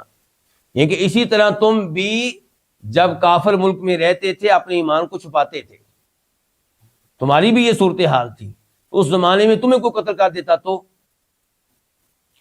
اسی طرح تم تھے من قبل، اس سے پہلے، فمن اللہ، تو اللہ تعالی نے احسان کیا، علیکم، تم پہ۔ اللہ نے احسان کیا کیا کہ اللہ نے تمہیں ہجرت کرنے کی توفیق دی، مسلمان ملک میں آ گئے اور اللہ نے مسلمانوں کو غلبہ دے دیا۔ فتبینوا، تو تم تحقیق کر لیا کرو، قتل کرنے سے پہلے تحقیق کر لیا کرو۔ ان اللہ کان بما تعملون خبیرا، بے شک اللہ تعالی کانا ہے، بما تعملون، ان اعمال کے بارے میں جو تم کرتے ہو، کیا ہے؟ خبردار، انتہائی باخبر ہے۔ تو یہ الفاظ کس لیے آئے ہیں آیت کے آخر میں؟ ایسا نہیں کرنا، وارننگ کے طور پہ، وعید کے طور پہ، تحدید کے طور پہ، کہ اللہ تعالیٰ جانتا ہے تمہارے اعمال کو بھی اور تمہاری نیتوں کو بھی، تو اگر آئندہ کسی نے ایسا کیا تو اس کو اس کی سزا ملے گی۔ آیت نمبر 95 لا یستوی، برابر نہیں ہے، القاعدون، بیٹھ رہنے والے، من المؤمنین، مومنوں میں سے، غیر اولی الضرر، جو کسی تکلیف والے نہیں ہیں۔ غیرو کا معنی کیا ہو گیا؟ نہیں، اولی کا معنی کیا ہوتا ہے؟ والے، الضرر کا معنی کیا؟ تکلیف، عذر۔ یہاں پہ اللہ تعالیٰ بیان کرنے لگے ہیں کہ اللہ کے راستے میں جہاد کرنے والے اور وہ جو جہاد میں نہیں گئے اور عذر بھی نہیں تھا، یہ برابر نہیں ہو سکتے۔ اور یہ بات ہو رہی ہے اس زمانے کی جب جہاد فرض نہ ہو، جس موقع پہ جہاد فرض نہ ہو، آپشن ہو، اختیار ہو، تو اس زمانے میں جہاد کرنے والا اور جہاد نہ کرنے والا برابر نہیں ہے۔ لیکن جس زمانے میں فرض ہو جائے اس زمانے میں تو مقابلہ ہے ہی نہیں، تب تو وہ جو پیچھے رہے گا وہ گنہگار ہوگا۔ اس حدیث کا بھی میں اس آیت کا بھی بتا لوں پہلے شان نزول۔ زید بن ثابت کہتے ہیں رضی اللہ تعالیٰ عنہ، بخاری شریف کی حدیث ہے کہ جب یہ آیت نازل ہوئی تو اللہ کے نبی علیہ السلام نے مجھے پیغام بھیجا تاکہ میں اس آیت کو لکھوں۔ تو آپ آیت لکھوا رہے تھے اور عبداللہ ابن ام مکتوم سن رہے تھے، اور وہ کیا تھے؟ نبینا، وہ کیا تھے؟ ہاں، اور اس موقع پہ جب یہ آیت نازل ہوئی تھی تو یہ الفاظ نہیں تھے غیر اولی ضرر۔ جب پہلی بار آیت نازل ہوئی ہے تو غیر اولی ضرر کے الفاظ نہیں تھے۔ ترجمہ کیا بن رہا تھا پھر؟ ترجمہ یہ بن رہا تھا کہ جہاد سے پیچھے رہنے والے اور جہاد کرنے والے برابر نہیں ہیں۔ اس کا مطلب یہ ہے کہ عبداللہ ابن ام مکتوم اور جہاد کرنے والے برابر نہیں ہیں۔ عبداللہ ابن ام مکتوم کو سن کے بڑا افسوس ہوا، کہنے لگے اللہ کے رسول علیہ الصلوۃ والسلام، اگر میری بنائی ہوتی تو میں بھی اللہ کی راہ میں لڑتا اور پیچھے نہ رہتا۔ گویا کہ افسوس کا اظہار کر رہے ہیں۔ تو پھر اللہ رب العزت نے یہ الفاظ نازل کیے غیر اولی الضرر۔ شہریار، اس سے یہ پتہ چلا، نعوذ باللہ نعوذ باللہ نعوذ باللہ، کہ اللہ تعالیٰ نے پہلے الفاظ نازل نہیں کیے تھے، وہ صحابی نہ بولتے تو شاید قرآن ایسے ہی رہتا۔ جی، اللہ کو معلوم تھا کہ وہ صحابی بات کریں گے اور پھر میں یہ آیت نازل کروں گا۔ ایسا نہیں ہے کہ اللہ تعالیٰ اپنے کسی اصول میں تبدیلی کرتے ہیں اور کسی چیز کا نعوذ باللہ اللہ تعالیٰ کو بعد میں پتہ چلتا ہے، جیسے انسانوں کو بعد میں احساس ہوتا ہے کہ بھئی جو اصول ہم نے بنایا ہے اس میں تھوڑی سی تبدیلی کرنی پڑے گی ورنہ کام خراب ہو جائے گا۔ ایسا کچھ نہیں ہے، اللہ تعالیٰ کو پہلے سے علم ہوتا ہے کہ یہ ہونا ہے اور پھر میں نے یہ کرنا ہے۔ لیکن اس میں کئی حکمتیں ہوتی ہیں۔ مثال کے طور پہ عبداللہ ابن ام مکتوم کتنے خوش ہوئے ہوں گے۔ یہ ایک حکمت بتا رہا ہوں کہ یعنی کہ میں نے یہ بات کی تو اللہ نے قرآن نازل کر دیا۔ تو اب دیکھیں، اب ترجمہ پھر کیا ہوا کہ لا یستوی، برابر نہیں ہے، مومنوں میں سے پیچھے رہنے والے، کسی سے پیچھے رہنے والے؟ جہاد سے، غیر اولی ضرر، جو تکلیف والے نہیں ہیں، یعنی کہ کسی عذر والے نہیں ہیں. والمجاہدون، اور جو جہاد کرنے والے ہیں اللہ کے راستے میں اپنے مالوں کے ساتھ اور اپنی جانوں کے ساتھ. تو مقابلہ کن کن کا ہوا ہے پھر یہاں پہ؟ جو پیچھے بیٹھنے والے اور جو لڑنے والے. نہیں، مقابلہ ہوا ہے جہاد کرنے والوں کا اور ان کا جو جہاد کرنے کے لیے نہیں گئے اور ان کے پاس کوئی عذر بھی نہیں ہے. یہ بات ساتھ رکھیں نا آپ، ان کا ہوا ہے کہ یہ برابر نہیں ہے. فضل اللہ، اللہ نے فضیلت بخشی ہے ان کو جو جہاد کرنے والے ہیں اپنے مالوں کے ساتھ اور اپنی جانوں کے ساتھ. فضیلت بخشی ہے کن پہ؟ علی القاعدین، پیچھے بیٹھ رہنے والوں پہ. درجتن، فضیلت کس چیز میں ہے؟ درجے میں، درجات کے اعتبار سے، مقام و مرتبہ کے اعتبار سے، یعنی کہ جہاد کرنے والوں کا مقام و مرتبہ کہیں اونچا ہے. وَكُلًّا وَعَدَ اللَّهُ الْحُسْنَى، اور سب سے، ہر ایک سے، وعد اللہ، اللہ نے وعدہ کیا کس کا؟ الحسنى، سب سے اچھی چیز کا. الحسنى کیا ہے؟ یہ مؤنث ہے کس کی بلا؟ الاحسن کی. کس کی؟ احسن کی مؤنث ہو گئی حسنى. اور احسن کس کو کہتے ہیں؟ سب سے اچھے کو، سب سے اچھے کو. تو یہ کوئی ایسی چیز ہے جو سب سے اچھی ہے اور ہے مؤنث، جنت ہوئی.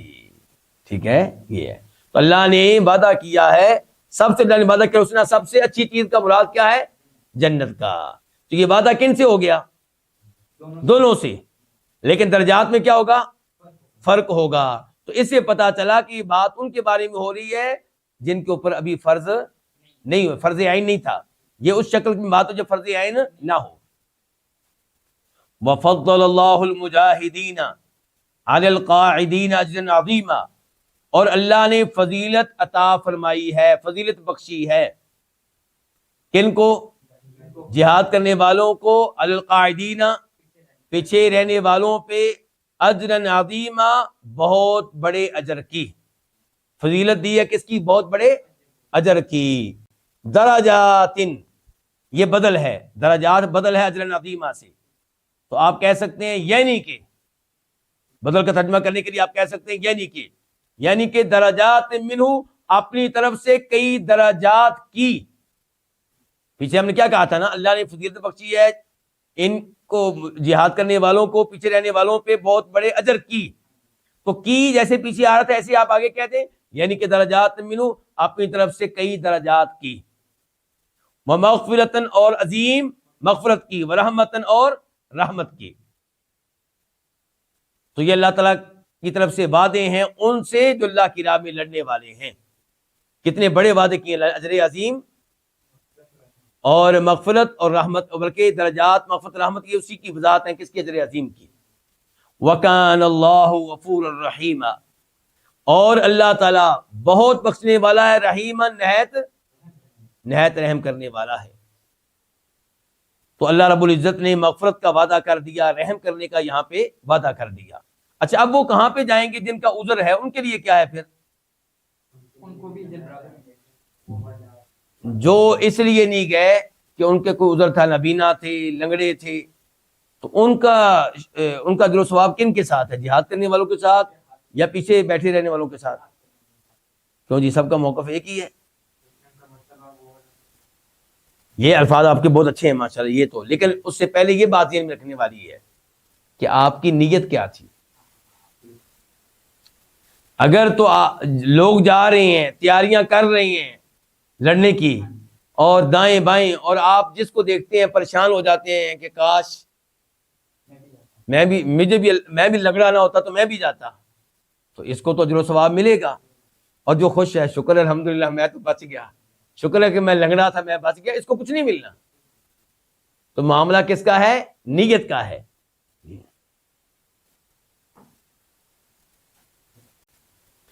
آیت نمبر 97. اب اس آیت میں تذکرہ ہو رہا ہے کس کا؟ ہجرت کا. پہلے تذکرہ ہو رہا تھا جہاد کا. اب جو آیت ہم پڑھنے لگے ہیں، بلکہ 2-3 آیتیں جو بھی ہم پڑھیں گے، ان میں تذکرہ ہو رہا ہے ہجرت کا. اللہ کے راستے میں نکلنا، اپنا وطن چھوڑ کے مسلمان وطن میں شفٹ ہو جانا، منتقل ہو جانا، اس کو کیا کہتے ہیں؟ ہجرت کہتے ہیں۔ اور ہجرت کا حکم کیا ہے؟ اگر اپنے ملک میں جہاں پہ آپ رہتے ہیں دین پہ عمل کرنا ممکن نہیں ہے، فرائض و واجبات پہ عمل کرنا ممکن نہیں ہے، کبیرہ گناہوں سے بچنا ممکن نہیں ہے، تو پھر آپ پہ واجب ہے کہ اپنا وطن چھوڑیں اور کسی ایسے ملک میں منتقل ہو جائیں جہاں پہ آپ دین اسلام پہ صحیح معنوں میں عمل کر سکیں۔ اور کسی وجہ سے وہاں جانا، کیا اس کی اجازت ہے؟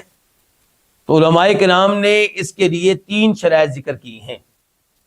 3 شرائط ہوں تو پھر آپ کافر ملک میں جا سکتے ہیں۔ نمبر 1، جس کام کے لیے آپ جا رہے ہیں وہ کام کسی مسلمان ملک میں نہ ہو سکتا ہو۔ جس کام کے لیے آپ جا رہے ہیں اگر کسی مسلمان ملک میں ہو سکتا ہے تو آپ کافر ملک میں کیوں جا رہے ہیں؟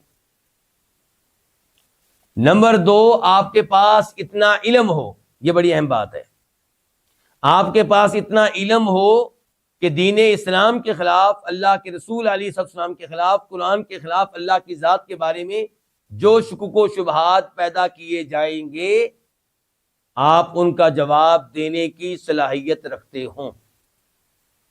یہ تو لگتا ہے کوئی 50-60 سال کا کوئی شیخ الحدیث ہوگا، اور جا کون رہے ہیں؟ 15 سال کے بچے جن کو اوپر دیکھے قرآن پڑھنا نہیں آتا، یہ ڈاکٹر بننے جا رہے ہیں جی۔ علماء کرام کیا کہہ رہے ہیں؟ یہ شرائط کس نے ذکر کی ہے؟ شیخ ابن عثیمین رحمہ اللہ نے، کہ نمبر 1، جس کام کے لیے آپ جا رہے ہیں کہ وہ مسلمان ملک میں نہ ہو سکتا ہو۔ میڈیکل کی تعلیم مسلمان ممالک میں موجود ہے، ٹھیک ہے، تھوڑا سا معیار کم ہوگا، پھر کیا ہوگا، لیکن ایمان تو بچ جائے گا نا، دین تو بچ جائے گا، کتنے گناہوں سے آپ بچ جائیں گے۔ اور ہو سکتا ہے اسی علم میں اللہ اتنی برکتیں ڈال دے جو معیار کے لحاظ سے ان سے کم ہے، لیکن اللہ تعالیٰ آپ کا سینہ کھول دے۔ تو پہلے نمبر پہ کیا میں نے کہا تھا، شرط کیا ہے کہ جس کام کے لیے آپ جا رہے ہیں وہ کسی مسلمان ملک میں نہ ہو سکتا ہو۔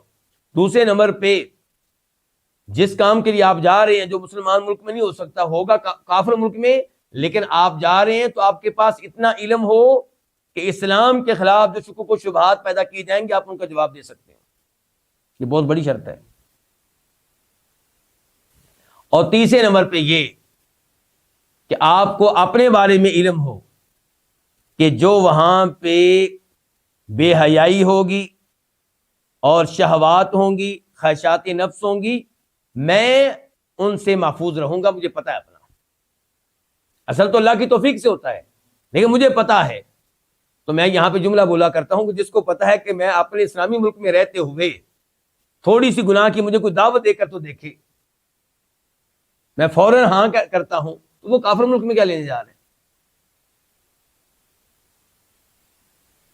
تو تیسری شرط یہ ہے کہ آپ کو پتا ہو اسلامی ملک میں رہتے ہوئے کہ میں الحمدللہ یہاں پہ نہ کبھی گندے دوستوں کے ساتھ کھڑا ہوا، نہ کبھی شراب پی، نہ دلچسپی لی، میرے دائیں بائیں لڑکیاں گزر جائیں میں نے کبھی آنکھ اٹھا کے نہیں دیکھا، اس کو پتا ہے اپنے اوپر جو کنٹرول ہے۔ تو یہ 3 شرائط پائی جائیں تو پھر آپ کافر ملک میں جا سکتے ہیں، ورنہ نہیں جا سکتے۔ اچھا، اور جو وہاں پہ رہ رہے ہیں، یہ 3 شرائط ہے اس کے لیے جو جانے والا ہے، اور جو رہ رہے ہیں ان سے ہم کیا کہیں گے؟ ان سے ہم کہیں گے کہ اگر آپ یہ سمجھتے ہیں کہ اس ملک میں رہتے ہوئے ہمارا دین اور ایمان محفوظ نہیں ہے، یا ہمارے بچوں کا دین اور ایمان محفوظ نہیں ہے، یا دین کے اوپر عمل کرنا ممکن نہیں ہے، تو پھر آپ وہاں سے نکلیں۔ اچھا، یہاں پہ ایک اور بات بھی ہے، ہمارے جو دوست، ہمارے جو بھائی رہتے ہیں کافر ممالک میں، وہ دیکھ بھی رہے ہیں کہ ہماری اولاد خراب ہو رہی ہے۔ کچھ تو وہ ہیں جنہوں نے اپنی اولاد کے اوپر کنٹرول رکھا ہوا ہے، گھر کا ماحول اچھا ہے، میں ان کی بات نہیں کر رہا، جو دیکھ رہے ہیں کہ ہماری اولاد خراب ہو رہی ہے، اس کے باوجود اسلامی ملک میں نہیں جا رہے، کیوں؟ وہاں پہ امن و امان نہیں ہے، وہاں پہ یہ نہیں ہے، وہاں پہ وہ نہیں ہے۔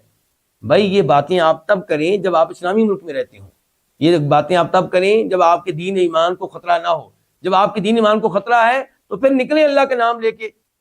مسلمان جب مکہ سے مدینہ کے لیے نکلے تھے تو کیا ان کو گارنٹی دی گئی تھی آگے مدینہ میں امن و امان ہوگا، اور وہاں پہ آپ کے محلات قائم کر دیے گئے ہیں، بس آپ آئیں اور آپ کو چابیاں آپ کے فلیٹ کی دے دی جائیں گی، محل کی دے دی جائیں گی، اور بجلی وغیرہ سب، اے سی وغیرہ سب بندوبست کر دیا گیا ہے، ایک ڈرائیور بھی ملے گا آپ کو, ایک نورانی بھی ملے گی, کیونکہ آپ بہت بڑی قربانی دے کے آ رہے ہیں.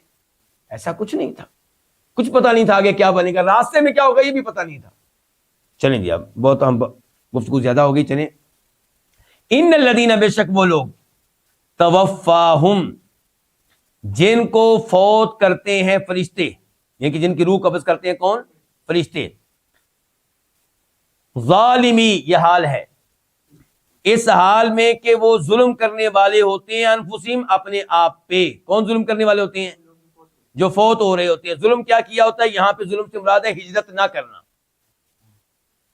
کافر ملک چھوڑ کے مسلمان ملک میں نہ جانا. اور یہ اس زمانے کی بات ہو رہی ہے جب ہجرت کرنا مسلمانوں پہ فرض تھا. اللہ کے نبی علیہ الصلوۃ والسلام کے زمانے میں مکہ فتح ہونے سے پہلے ہجرت کیا تھی؟ فرض تھی.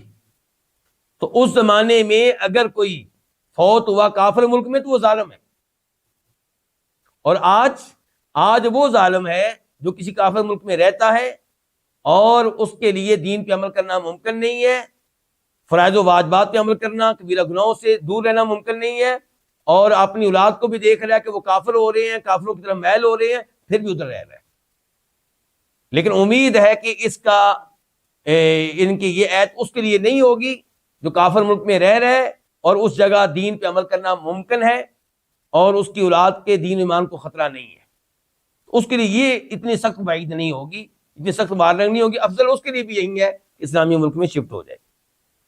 تو بے شک وہ لوگ جن کو فوت کرتے ہیں فرشتے, اس حال میں کہ وہ ظلم کرنے والے ہوتے ہیں اپنے آپ پہ. قالو, وہ کہتے ہیں, کون کہتے ہیں؟ فرشتے.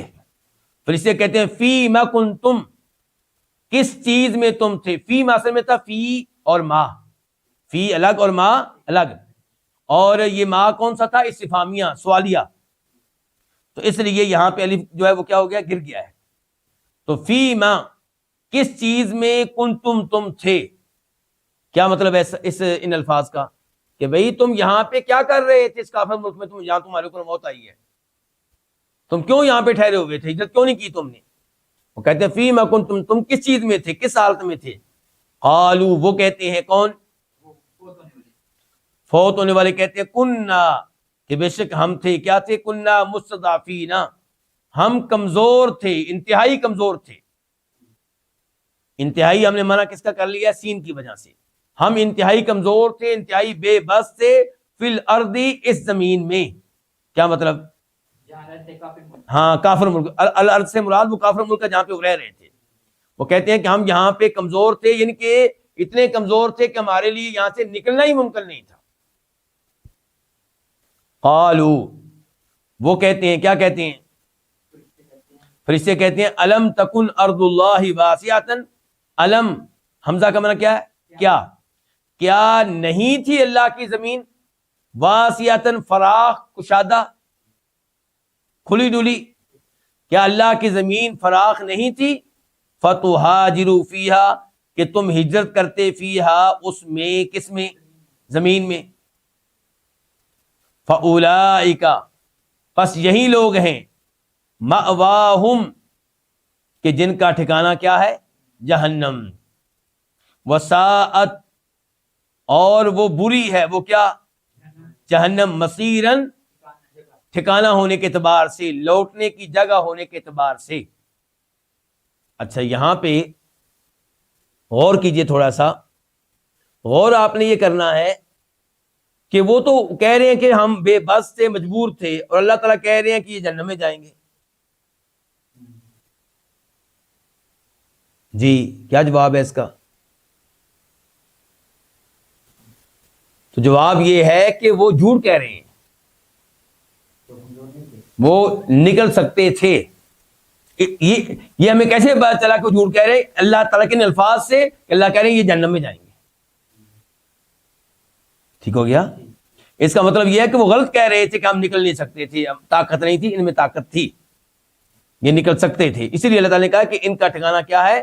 جہنم ہے, اور وہ بری جگہ ہے. واضح ہے علماء کرام؟ آگے جی, ایت نمبر 98 الا المستضعفین من الرجال والنساء والولدان. یہ سارے کے سارے جہنم میں جائیں گے سوائے کن کے؟ سوائے ان کے المستضعفین جو واقعی انتہائی کمزور تھے. واقعی بریکٹ میں آپ لکھیں گے، بریکٹ میں، ٹھیک ہے نا. لیکن وہ جو اللہ کا ترجمہ کیا کر لیں، لیکن وہ جو المستضعفین جو انتہائی کمزور تھے، من الرجال مردوں میں سے، والنساء عورتوں میں سے، والولدان اور بچوں میں سے، لا یستطیعون اس حال میں کہ وہ طاقت نہیں رکھتے تھے، حیلتن کسی قسم کی تدبیر کی. تدبیر کس کام کے لیے؟ ہجرت کی. کسی قسم کی تدبیر کی وہ طاقت نہیں رکھتے تھے. ولا یہتدون اور نہ ہی وہ پاتے تھے، سبیل کسی قسم کا راستہ. کیا مطلب؟ ان کو راستہ بھی معلوم نہیں تھا، ان کو یہ بھی اندازہ نہیں تھا کہ اگر ہم نکل بھی جائیں تو راستہ کون سا اختیار کریں گے، یہ بھی ان کو پتہ نہیں تھا. راستہ کس چیز کا جو ان کو پہنچا دے کہاں؟ مسلمان ملک میں. فَأُولَئِكَ پس یہی لوگ ہیں. کون سے؟ جو کمزور ہیں، جی جو واقعی کمزور ہیں، جو واقعی جن کا عذر ہے. فَأُولَئِكَ پس یہی لوگ ہیں، عَسَى اللَّهُ قریب ہے کہ اللہ تعالیٰ، امید ہے کہ اللہ تعالیٰ، قریب ہے کہ اللہ تعالیٰ، ان یعفو عنہم کہ وہ معاف کر دے، عنہم ان کو. وکان اللہ اللہ تعالیٰ عفوا بہت معاف کرنے والا ہے. فعول کا وزن ہے. اللہ تعالیٰ بہت معاف کرنے والا ہے. کس کو؟ گناہوں کو. غفورا بہت بخشنے والا ہے ایسے لوگوں کو یعنی کہ جن کا عذر وغیرہ ہو. آیت نمبر 100 وَمَن يُهَاجِرْ اور جو ہجرت کرے فی سبیل اللہ اللہ تعالیٰ کے راستے میں. کیا مراد اللہ کے راستے میں؟ اللہ کو راضی کرنے کے لیے، اپنے مفادات کی خاطر نہیں، صرف اللہ کے لیے. اور جو ہجرت کرے اللہ کے راستے میں ان کے اپنا وطن چھوڑے. یجد وہ پائے گا. یجد جواب ہے کس کا؟ من کا. جو اللہ کے راستے میں ہجرت کرے یجد وہ پائے گا فی الارض زمین میں. کیا پائے گا؟ مراغمن کثیرا وسعا. مراغمن کا ترجمہ آپ کر لیں جائے پناہ، جائے قیام. اور لفظی معنی ویسے اس کا ہوگا، آپ نے وہ لفظ سنا ہوگا رغیم انف امرئ، اس کی ناک خاک آلود ہو، وہ ذلیل ہو جائے، رسوا ہو جائے. تو مراغمن کا اصلی معنی ہوگا وہ جگہ جہاں ناک خاک آلود ہو، وہ جگہ جہاں ذلت و رسوائی کا سامنا کرنا پڑے. کیا مطلب ہے اس کا؟ جس زمانے میں یہ آیات نازل ہوئی اس زمانے میں لوگ ہجرت کر کے کس شہر کی طرف آتے تھے؟ اور مکہ والوں کی کوشش کیا ہوتی تھی؟ ہجرت نہ کر سکیں. جو ہجرت کر کے مدینہ پہنچ جاتا اس کی خبر سن کے کفار کو غم لگتا کہ خوشی ہوتی؟ غم لگتا کہ مسلمانوں کی طاقت جمع ہو رہی ہے، یہ اکٹھے ہو رہے ہیں، کل کو ہمارے لیے خطرہ بنیں گے وغیرہ وغیرہ. تو ایسی جگہ پھر کیا ہوگی؟ مراغم ہو گئی. یعنی کہ یہ وہ جگہ ہو گئی جس کی وجہ سے دشمن کی ناک خاک آلود ہو رہی ہے، دشمن ذلیل و رسوا ہو رہا ہے. لیکن آپ آسان لفظوں میں کیا کہتے ہیں؟ جائے پناہ، جائے قیام. فرمایا اور جو ہجرت کرے اللہ کے راستے میں یجد وہ پائے گا فی الارض زمین میں مراغمن کیا پائے گا؟ جائے پناہ، جائے قیام، کثیرن بہت، وسعاتن اور بڑی وسعت پائے گا. وہ رزق کے لحاظ سے بھی بڑی وسعت پائے گا. کوئی نکل کر تو دیکھے اللہ کے راستے میں. وَمَن يَخْرُجْ اور جو نکلے. اچھا یہ اگلے جملے سے پہلے یہاں پہ ایک حدیث ہے جس میں یہ آتا ہے کہ جب مکہ فتح ہوا تو نبی علیہ السلام نے فرمایا تھا لا ہجرت بعد الفتح. مکہ فتح ہو گیا، اب کوئی ہجرت نہیں ہے. تو میں نے جو پہلے گفتگو کی ہے اس سے تو لگ رہا ہے کہ ہجرت آج بھی موجود ہے. تو حدیث تو کہہ رہی کہ مکہ فتح ہونے کے بعد کوئی ہجرت نہیں ہے. ہاں یعنی کہ مکہ اب فتح ہو چکا، مسلمانوں کا وطن بن چکا، اب مکہ سے ہجرت کر کے مدینہ جانے کی ضرورت نہیں ہے. دیگر کافر ممالک میں جہاں جہاں ضرورت پڑے گی وہاں سے ہجرت کرنی چاہیے.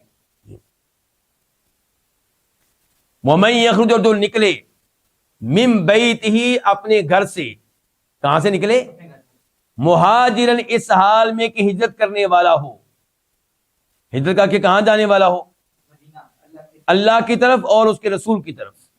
کیا مطلب ہے اس کا؟ یعنی مدینہ یا جہاں مسلمان ملک کو اپنا وہ فرض والی بات پوری کرتے یعنی کہ جو اپنا وطن چھوڑ کے مسلمان ملک کی طرف جائے ہجرت کر کے، لیکن اللہ نے کہا الی اللہ و رسول ہی، یعنی کہ ہجرت کرنے والا ہو اللہ کی خاطر، اللہ کو راضی کرنے کے لیے، وہ رسول ہی، اور اللہ کے رسول کی بات مان کر آپ کی اتباع میں، یہ مراد ہے۔ فرمایا اور جو نکلے اپنے گھر سے اس حال میں ہجرت کرنے والا اللہ تعالیٰ کی طرف اور اس کے رسول کی طرف، ثم یدرک الموت، پھر یدرک پالے ہو اس کو، کیا پالے؟ الموت، موت پالے، ان کے راستے میں کیا آ گئی ہے؟ موت آ گئی ہے۔ فقط، تو تحقیق، وقع، ثابت ہو گیا، واقع ہو گیا، اجرہ، اس کا اجر، علی اللہ، اللہ تعالیٰ پہ، یعنی کہ اس کا اجر اللہ کے ذمہ ہو گیا، اللہ اس کو اجر دے گا، ضرور دے گا، اس کو اجر ملنے کی بات پکی اور پختہ ہو گئی، لیکن شرط بہت کڑی ہے، کیا الی اللہ، ہاں ہجرت اللہ کو راضی کرنے کے لیے ہو، اللہ کے رسول کی بات مان کر ہو، یعنی کہ اس میں اپنے مالی مفادات وغیرہ کی وجہ سے نہیں۔ پھر اس کو موت پالے تو اس کا اجر اللہ کے ذمہ واقع ہو گیا۔ تو یہاں پہ ہجرت تو ابھی اس نے مکمل کی نہیں ہے، ثواب پہلے ہی مل گیا ہے، کیونکہ انما الاعمال بالنیات، عملوں کا دار و مدار کس پہ ہے؟ نیتوں پہ ہے۔ اس نے کوشش کی ہے، وہ نکلا ہے، اس نے قربانی اپنی طرف سے دے دی ہے۔ اور یہاں پہ وہی حدیث ذہنوں میں آئے گی ہماری، جس نے 100 قتل کیے تھے، جب اس نے 100 قتل کیے اور توبہ کی تو جس سے مسئلہ پوچھا تھا اس عالم دین نے کیا کہا تھا کہ اپنا یہ علاقہ، اپنا وطن چھوڑ دو اور فلاں شہر میں چلے جاؤ جہاں اللہ والے رہتے ہیں، ان کے ساتھ زندگی گزارو، تاکہ یعنی کہ تم دین پہ پکے رہو۔ مراد اس کی یہ تھی، مقصد یہ تھا۔ لیکن یہ آدمی تو راستے میں فوت ہو گیا تھا، ایسے ہی ہے نا؟ لیکن اس نے کوشش کی تھی، نیت کی، بلکہ نیت کے بعد عملی طور پہ اس نے آغاز کر دیا تھا، تو اس لیے اللہ تعالیٰ نے اس کو معاف کیا، اور اس کی تفصیلات آپ سن چکے ہیں کہ اللہ تعالیٰ نے کیسے اس کی مدد کی۔ تو یہی صورتحال اس آدمی کی ہے جو اپنے گھر سے نکل کھڑا ہوا ہے، لیکن راستے میں اسے کیا آ گئی ہے؟ موت آ گئی ہے۔ اسی لیے میں دوست احباب سے کہا کرتا ہوں، آپ نیت کریں اور کوشش شروع کر دیں۔ یعنی کہ آپ 80 سال کے ہیں، آپ کہتے ہیں جی میں اب حفظ نہیں کر سکتا، قرآن مجھ سے حفظ نہیں ہوگا، میں کہتا ہوں آپ کام شروع کر دیں، ایک ایک لفظ شروع کر دیں۔ آپ موت آ گئی، اللہ تعالیٰ سے کہہ سکتے ہیں یا اللہ میں نے حفظ شروع کر دیا تھا، تو امید ہے کہ اللہ تعالیٰ پورے قرآن کا حافظ بننے کا اجر و ثواب دے دیں گے۔ تو ایسے ہی تفسیر سیکھنے والے، ترجمہ سیکھنے والے، دیگر شرعی علوم لینے والے، آپ کا کام ہے میدان میں آ جانا، کوشش شروع کر دینا، باقی اللہ تعالیٰ پہ ہے۔ وَكَانَ اللَّهُ غَفُورًا رَحِيمًا، اور اللہ تعالیٰ بہت بخشنے والا، نہایت رحم کرنے والا ہے۔ آیت نمبر 101 101، وَإِذَا، اور جب، ضربتم، تم سفر کرو، تم چلو، فی الارض، زمین میں۔ آپ دیکھ رہے ہیں نا کہ ضربہ کے بعد فی الارض کا لفظ آ جائے تو ضربہ کا معنی مارنا نہیں پھر ہوتا، پھر کیا معنی ہوتا ہے؟ سفر کرنا۔ اور جب تم زمین میں سفر کرو، زمین میں چلو، فلیسا، تو نہیں ہے، علیکم، تم پہ، جناح، کسی قسم کا گناہ، کس چیز میں؟ ان تقصروا، اصل میں کیا فی ان تقصروا، منصوب بنزع خافض، تو تمہارے اوپر کوئی گناہ نہیں ہے اس بات میں کہ ان تقصروا من الصلاۃ، کہ تم نماز کو قصر کر لو۔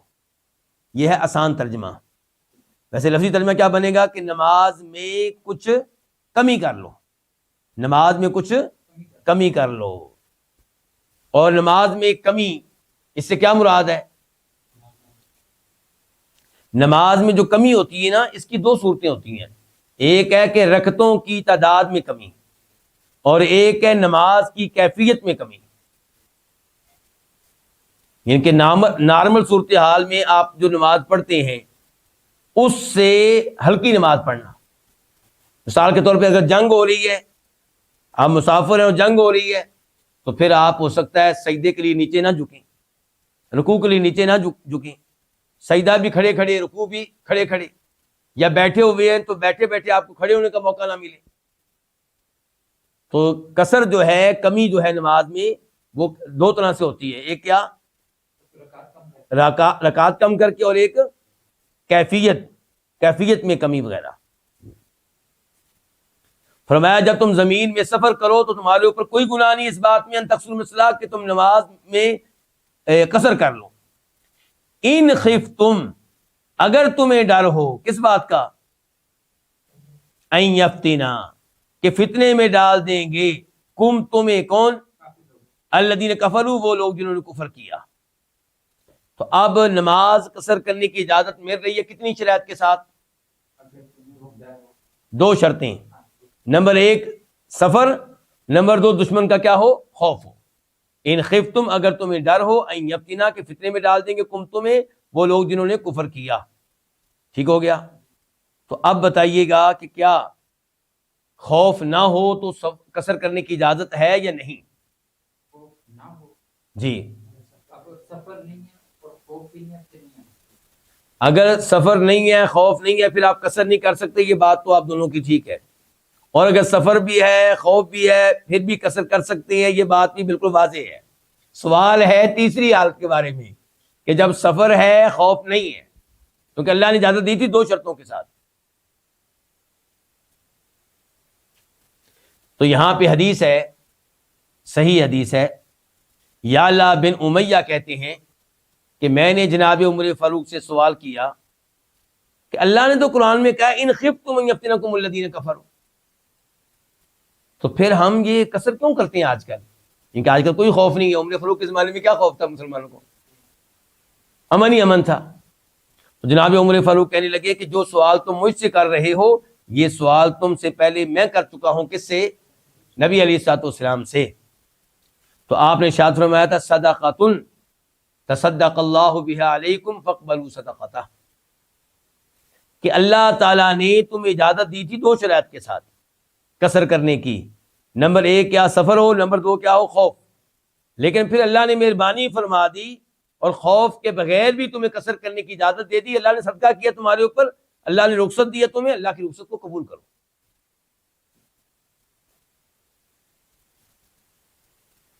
ان الکافرین بے شک کافر، کانو ہیں لکم تمہارے لیے، عدوً دشمن، مبیناً واضح طور پہ، اور یہاں پہ عدوً استعمال ہوا ہے جمع کے لیے، کیونکہ پیچھے جو بات ہو رہی ہے ایک کافر کی ہو رہی ہے کہ سب کافروں کی ہو رہی ہے؟ سب کافروں کی۔ اللہ تعالیٰ کہہ رہے ہیں بے شک کافر جو ہیں وہ تمہارے لیے واضح طور پہ دشمن ہیں، یعنی کہ ان کی دشمنی کی وجہ سے اللہ تعالیٰ نے تمہیں رخصت دے دی ہے کہ خوف کی حالت ہو، سفر ہو، تو تم کیا کر سکتے ہو؟ قصر کر سکتے ہو۔ وہ الگ بات ہے کہ اللہ تعالیٰ نے پھر خوف کے بغیر بھی قصر کرنے کی اجازت دی ہے، اور اس کے دلائل میں سے وہ احادیث ہیں جو کثرت کے ساتھ ہیں کہ نبی علیہ الصلوۃ والسلام خوف کے بعد بھی نمازیں قصر کرتے رہے۔ مثال کے طور پہ جو آپ کے حج کا سفر ہے، مکہ فتح ہوا ہے کس سال؟ 8 ہجری میں، الحمدللہ آپ کو یاد ہو گیا، 8 ہجری میں مکہ فتح ہوا ہے، اور 10 ہجری میں آپ حج کے لیے گئے ہیں، کوئی خوف نہیں تھا، لیکن اس سفر میں بھی آپ نمازیں کیا کرتے رہے ہیں؟ قصر کرتے رہے ہیں۔ تو اس سے پتا چلا کہ نمازیں اب قصر کی جائیں گی، بلکہ ہمارے پاس ایسی احادیث ہیں جن کا معنی مفہوم یہ ہے۔ سیدہ عائشہ کی حدیث آپ لے لیں کہ نماز 2 رکعتیں فرض کی گئی تھی، سفر میں بھی حضر میں بھی۔ نماز جو فرض کی گئی کتنی ہے؟ 2 رکعتیں، سفر میں بھی اور حضر میں بھی۔ حضر سفر کے الٹ ہوتا ہے جب آپ اپنے شہر میں ہو، تو سفر اور حضر میں کتنی نماز فرض کی گئی تھی؟ 2 رکعتیں۔ سیدہ عائشہ کہتی ہیں پھر حضر کی نماز میں اضافہ کر دیا گیا اور سفر کی نماز جیسے تھی ویسے ہی رہی۔ تو اس سے کیا پتا چلا کہ سفر کی نماز ہے ہی 2 رکعتیں۔ اس کا مطلب یہ ہے کہ سفر میں نماز پوری پڑھنے سے بچیں، گریز کریں۔ جناب عمر فاروق کی بھی حدیث ہے کہ تمہارے نبی نے فرمایا علیہ الصلوۃ والسلام کہ سفر کی نماز 2 رکعتیں ہیں، بس مغرب کی 3 آپ جانتے ہیں۔ اس لیے کوشش یہ کریں کہ سفر میں جب آپ کا حقیقی سفر ہو تو آپ نماز قصر ہی کریں، اگرچہ گنجائش تھوڑی بہت موجود ہے پوری نماز پڑھ لینے کی، لیکن پوری نماز پڑھنے سے بچنا ہی اولا ہے۔ 2 نمازیں جمع کرنا اس کا کیا حکم ہے؟ آپ نے اپنے وقت پہ پڑھنا افضل ہے، جمع کر لیں تو جائز ہے، رخصت ہے، لیکن نماز قصر کرنے کی باری آئے گی تو معاملہ واجب ہونے کے قریب قریب پہنچ رہا ہے کہ آپ سفر میں نماز قصر ہی کریں، پوری نہ پڑھیں۔ تو یہیں پہ آج کے درس کا اختتام ہوگا۔ اللہ رب العزت سے دعا ہے کہ اللہ تعالیٰ ہمیں قرآن حکیم سیکھنے کی توفیق عنایت فرمائے اور قرآن کے احکام و مسائل بھی جاننے کی توفیق عنایت فرمائے۔ وآخر دعوانا الحمد للہ رب العالمین۔